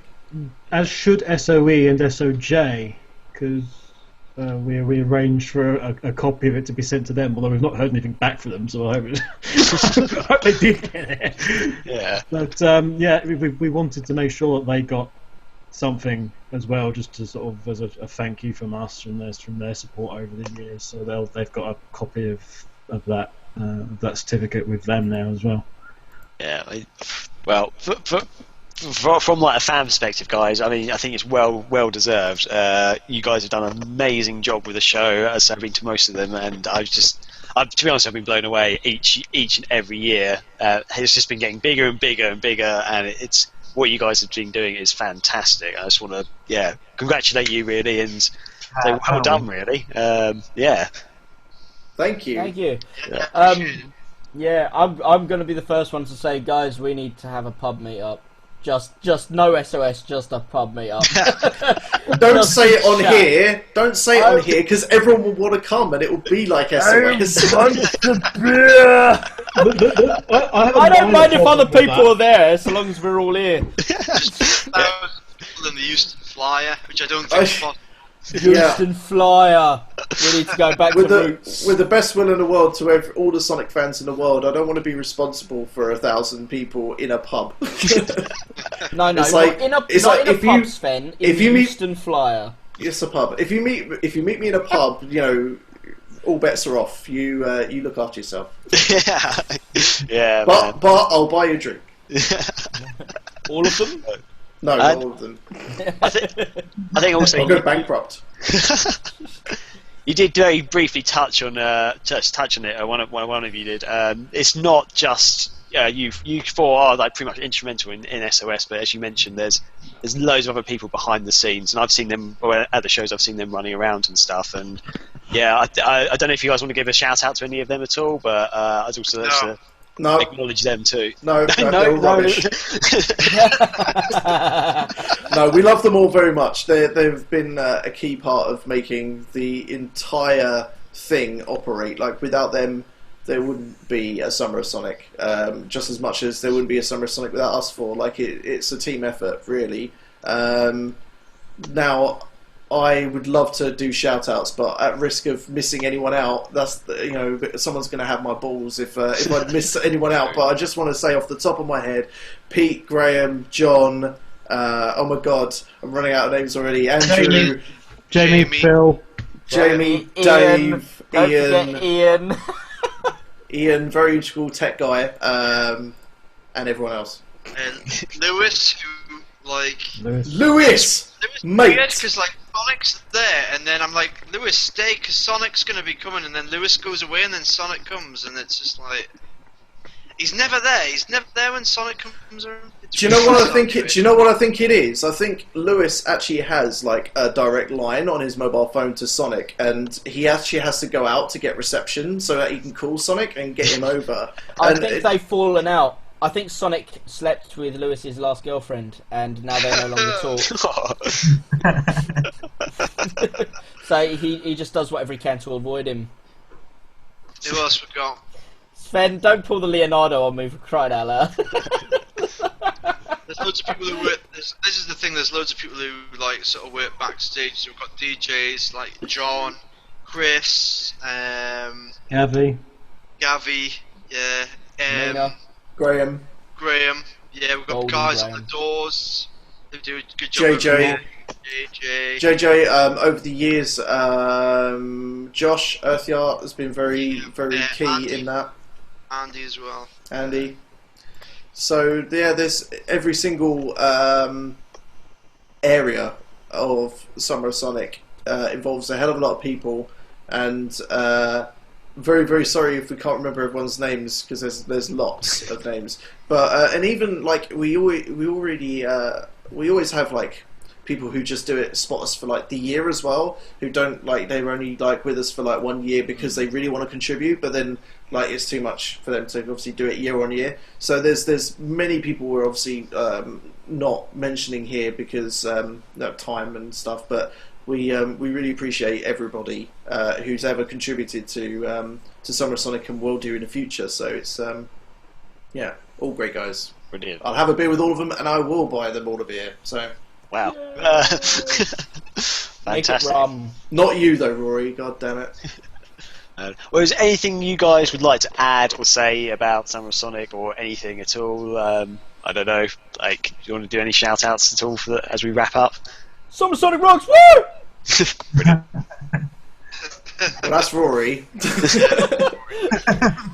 I thought I'd be the American college sports team. You know, like the guy from Bill and Ted's Excellent Adventure, when they come right at the end, when they're going to do this, when they're going to do their final history presentation. And the guy before him is just this jock with like, you know, who obviously plays for sports. So he's sitting there going, "The future is unknown. Computers, you know," and then like everyone's just watching, like, and then he just goes, "Sunday was homeschool rock." Perfect. Oh god. I'll let the others do their thing before I say anything, but I've done my bit.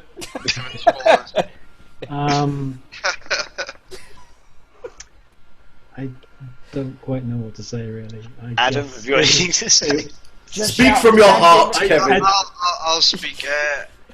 It's been such an experience for me, from not really being a part of the community to all of a sudden being flung into part of the community, and I sort of treat. I mean, Sven, Kevin, and Rory are three of what I would say are my best friends now, really. So, I mean, out of that, there's sort of the friendships forged in fire, really. Because Summer of Sonic, you've got to be friends or else nothing else. So, And my axe.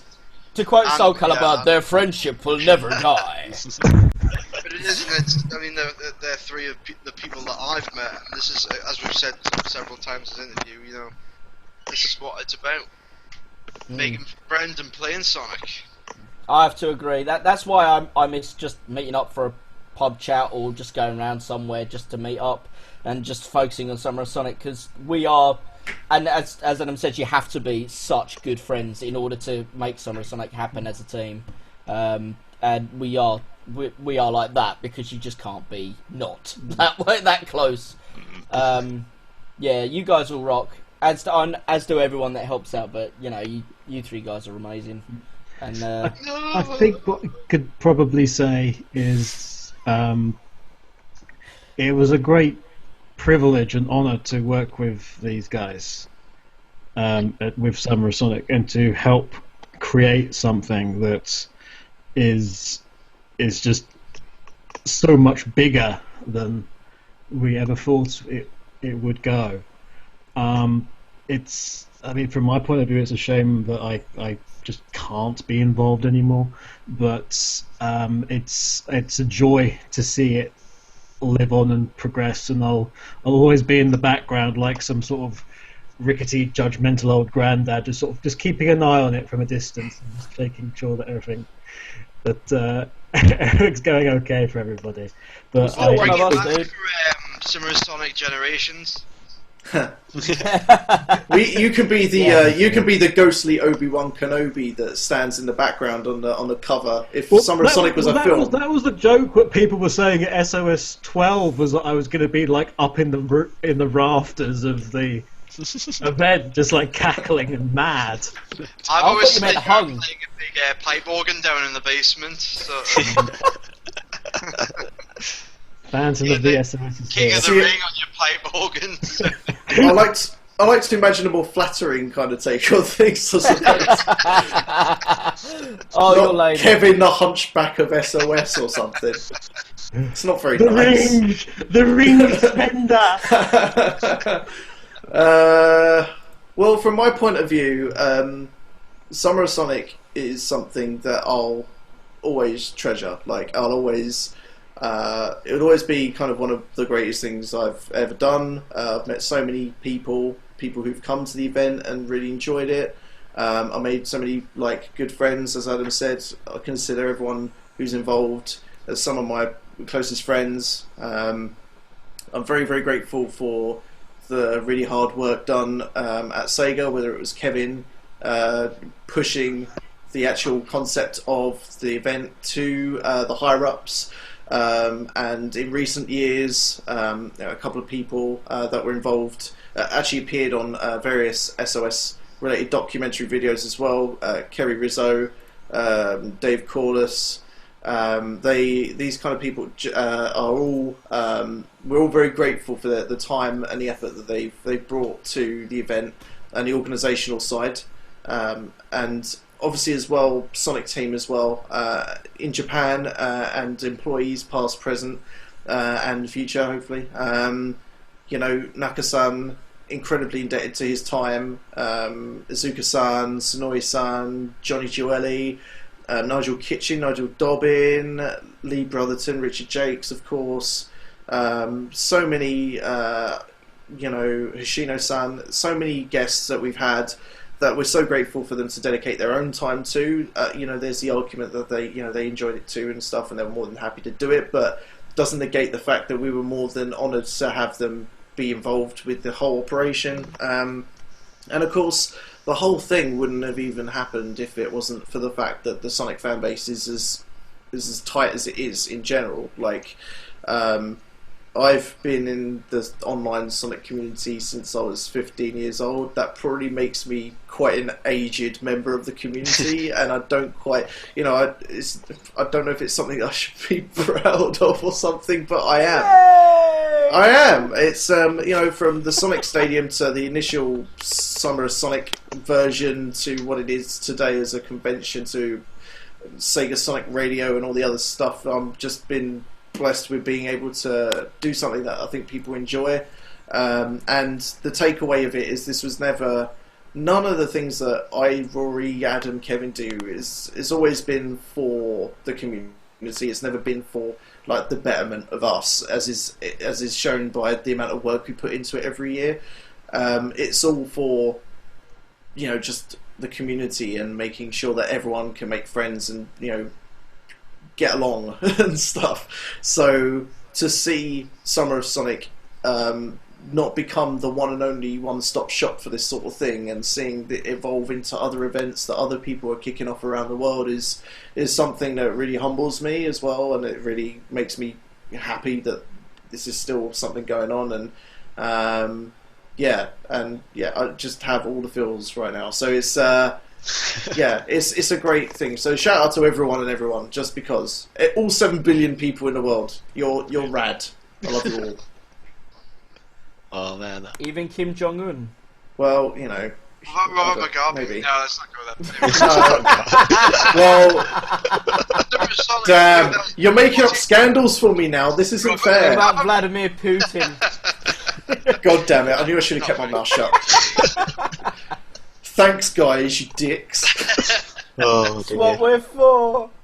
Man.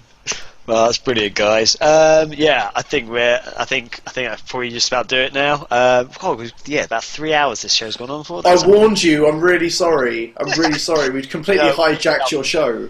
We loved it. I think it was a realise pleasure, it's already guys. Sunday where I am. What? It's already Sunday where I am. Take a rest. It's God's day. Doesn't stop me. I'll be bloody working. Stupid shop. And Chris, unfortunately, Chris had to actually step out. I don't know if you can see on the camera. He had to step out. He actually had guests coming over. We didn't realise how long the show was going to go on for. But he said he's also thanking you guys for coming on the show. It's been brilliant. And Copk, do you have anything to say? You've been very quiet this whole time. I have a question. I'm sorry if it takes a little bit longer. I just want to ask if the Summer of Sonic is how do you say that word in English? Self-business right now, because you said you were placing your own money on the first ones, and I just wanted to ask you if it's already works on its own to the point that you don't have to invest in it anymore, like it just works out. Well, the way it works, initially it was just we were flinging our money at a wall. Well, I was flinging most of my money at a wall and seeing if it stuck.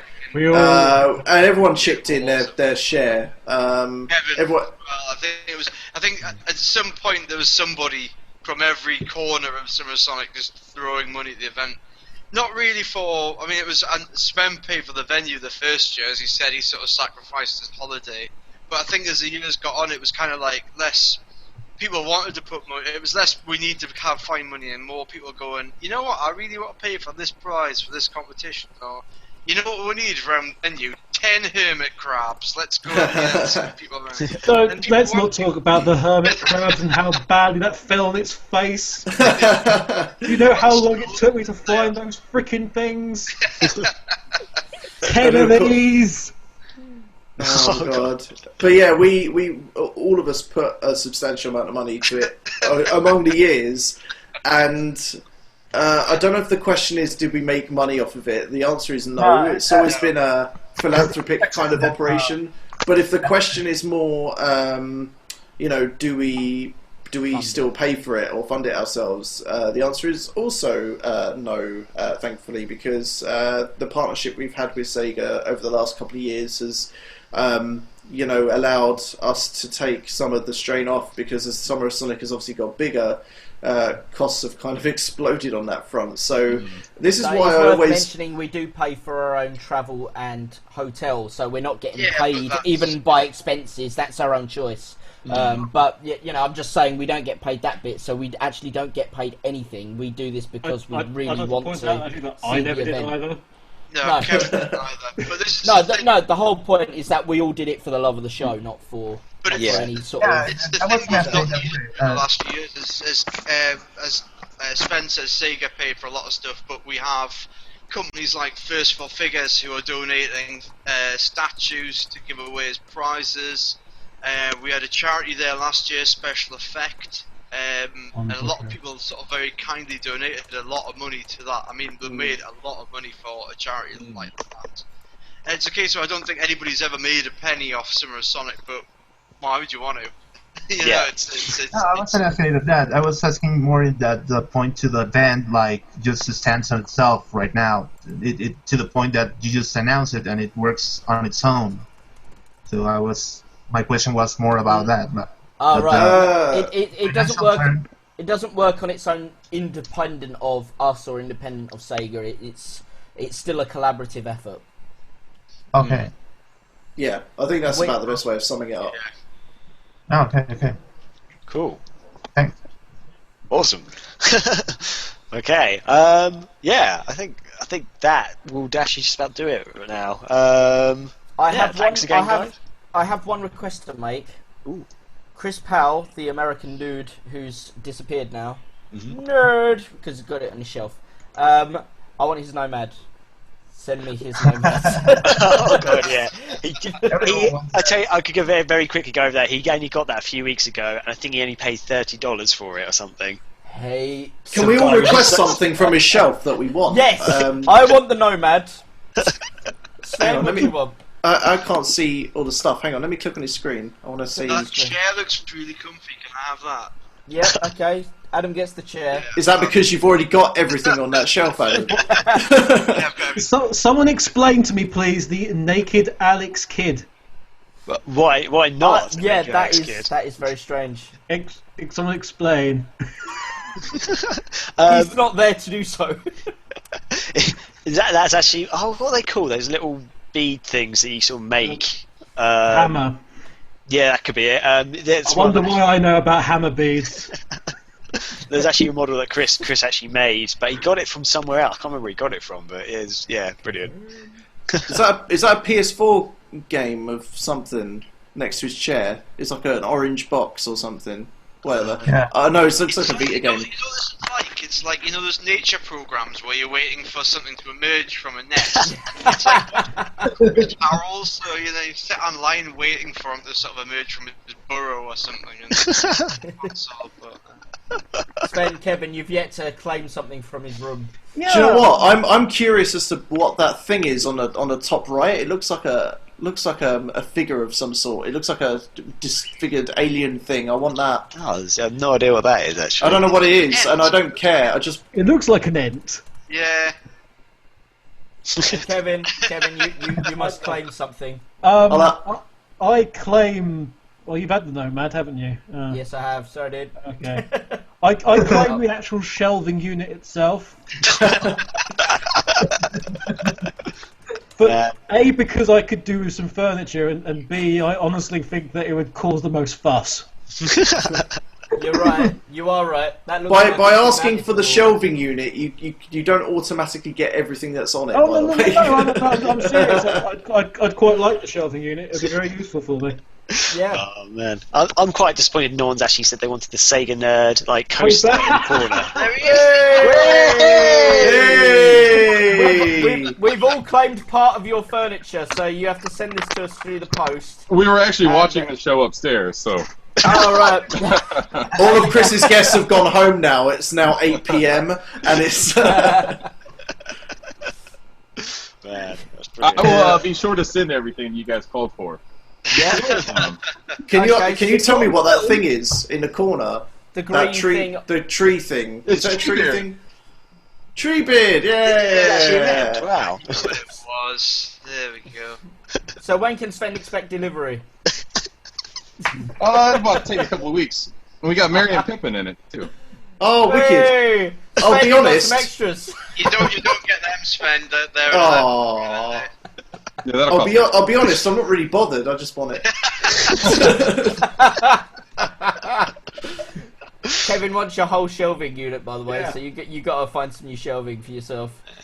Speaking of which, I just bought some more shelves. Actually, I had to buy this I went to Home Depot today. I bought just like a big piece of raw wood that I have to cut up because you guys look. I'm missing some shelving down here. Oh, so, no. yeah, so I need some more. Dude, you have an awesome collection of stuff. It's only because Graham has yelled at me throughout the years because I keep selling off my stuff, and now he's yelled at me so much that I won't buy. I won't sell anything. Nearly at one point I had almost the entire U.S. Collection of Dreamcast games, and I had to sell them all off. So I'm slowly working my way back up. I was so upset when he did that. Yeah. This has been the most epically long podcast thing we've ever done. Yeah. Yeah, sorry about that. Right. No, that's awesome. And we cut it short. Yeah, I know. We had been going, like I said, I've been upstairs kind of watching the show and everything, so... but I'm now coming down here so we can end it because I think I'm the one who actually stopped the broadcast. So, but yeah, we want to thank you guys for coming on the show. It was a really, really big honor to have you guys on. I think everyone in the community is really looking forward to hearing more about Summer of Sonic and your guys' plans in the future and kind of some of the beginnings and things. So I'm glad you guys were able to come on, and I hope that we can do it again and have you guys back here in the future. That would be great. More than happy to come back. I'll talk the arse of a donkey, so if you want another 5-hour show, then whatever. Absolutely. Awesome. All right, well, I think that's going to do it for us, right, Graham? Yeah. And congratulations again on the world record, because that's awesome. I think it's pretty Thank you. By the way, can I just say, you have a lovely radio voice. Graham? Me? Yeah, Graham. Both of you, I suppose, but Graham sounds like he belongs on radio too. He looks like he's should be on radio as well. Well, thank you. That's actually a massive compliment to me. Thank you. Can you just do a segue part that they do as a Radio 2 DJ from say going from the news to the weather? Can you just ad lib something for us, Graham? Oh my god, don't let me put under pressure. Oh my god. And now to Rory with the news. Thanks, Tom. No, okay. Hey, Graham, really quickly, give him your Texas accent, because that's always a good one. Which accent? He has a great Texas accent that he likes to do. Do I? Oh god. Do it. Howdy, y'all! I can't do it. All right, if we're gonna go accents, we were there. if we're going to do accents, I'm gonna have to bosh out the Herbert the paedophile accent. Please don't. No. Look at the groans! Come on, guys. I spent 3 months perfecting this accent. I won't ask why. Oh, come on, you were doing it across Japan with me. What? Remember when we went what to you're Japan? talking about. Both of us were doing the accent around Japan. I think we're going to need to hear it now, go on. I seriously am confused. What? Hang on a sec. You remember this, Sven, don't bollocks. We were going to the Tokyo Tower, we were both using the Herbert the paedophile voice from Family I'm not Guy. bollocks. What? I don't understand. Need to wet my whistle. Oh god. Hey there, big muscly arms. Oh, him from Family Guy. That's what I said. Yeah, but you just said, Family Guy hasn't been relevant for 10,000 years. So Yeah. you say Herbert the paedophile. What am I supposed to think? Are you a given tree? So Summer of Sonic was great. Yeah. Awesome. All right, I think that's going to do it for us, guys. So, great show. We'll have you on again, absolutely. And hope everyone... That guy creeps me out so much. Well, I'll just say it's been yeah, shut up, Rory. It's been a pleasure to be on here, and yeah. I can't do that. That's going to do it for us. Everyone have a good week, and we'll see you next time. Take it easy. Love you, mothers. Bye, everybody. Bye bye. Bye. Easy.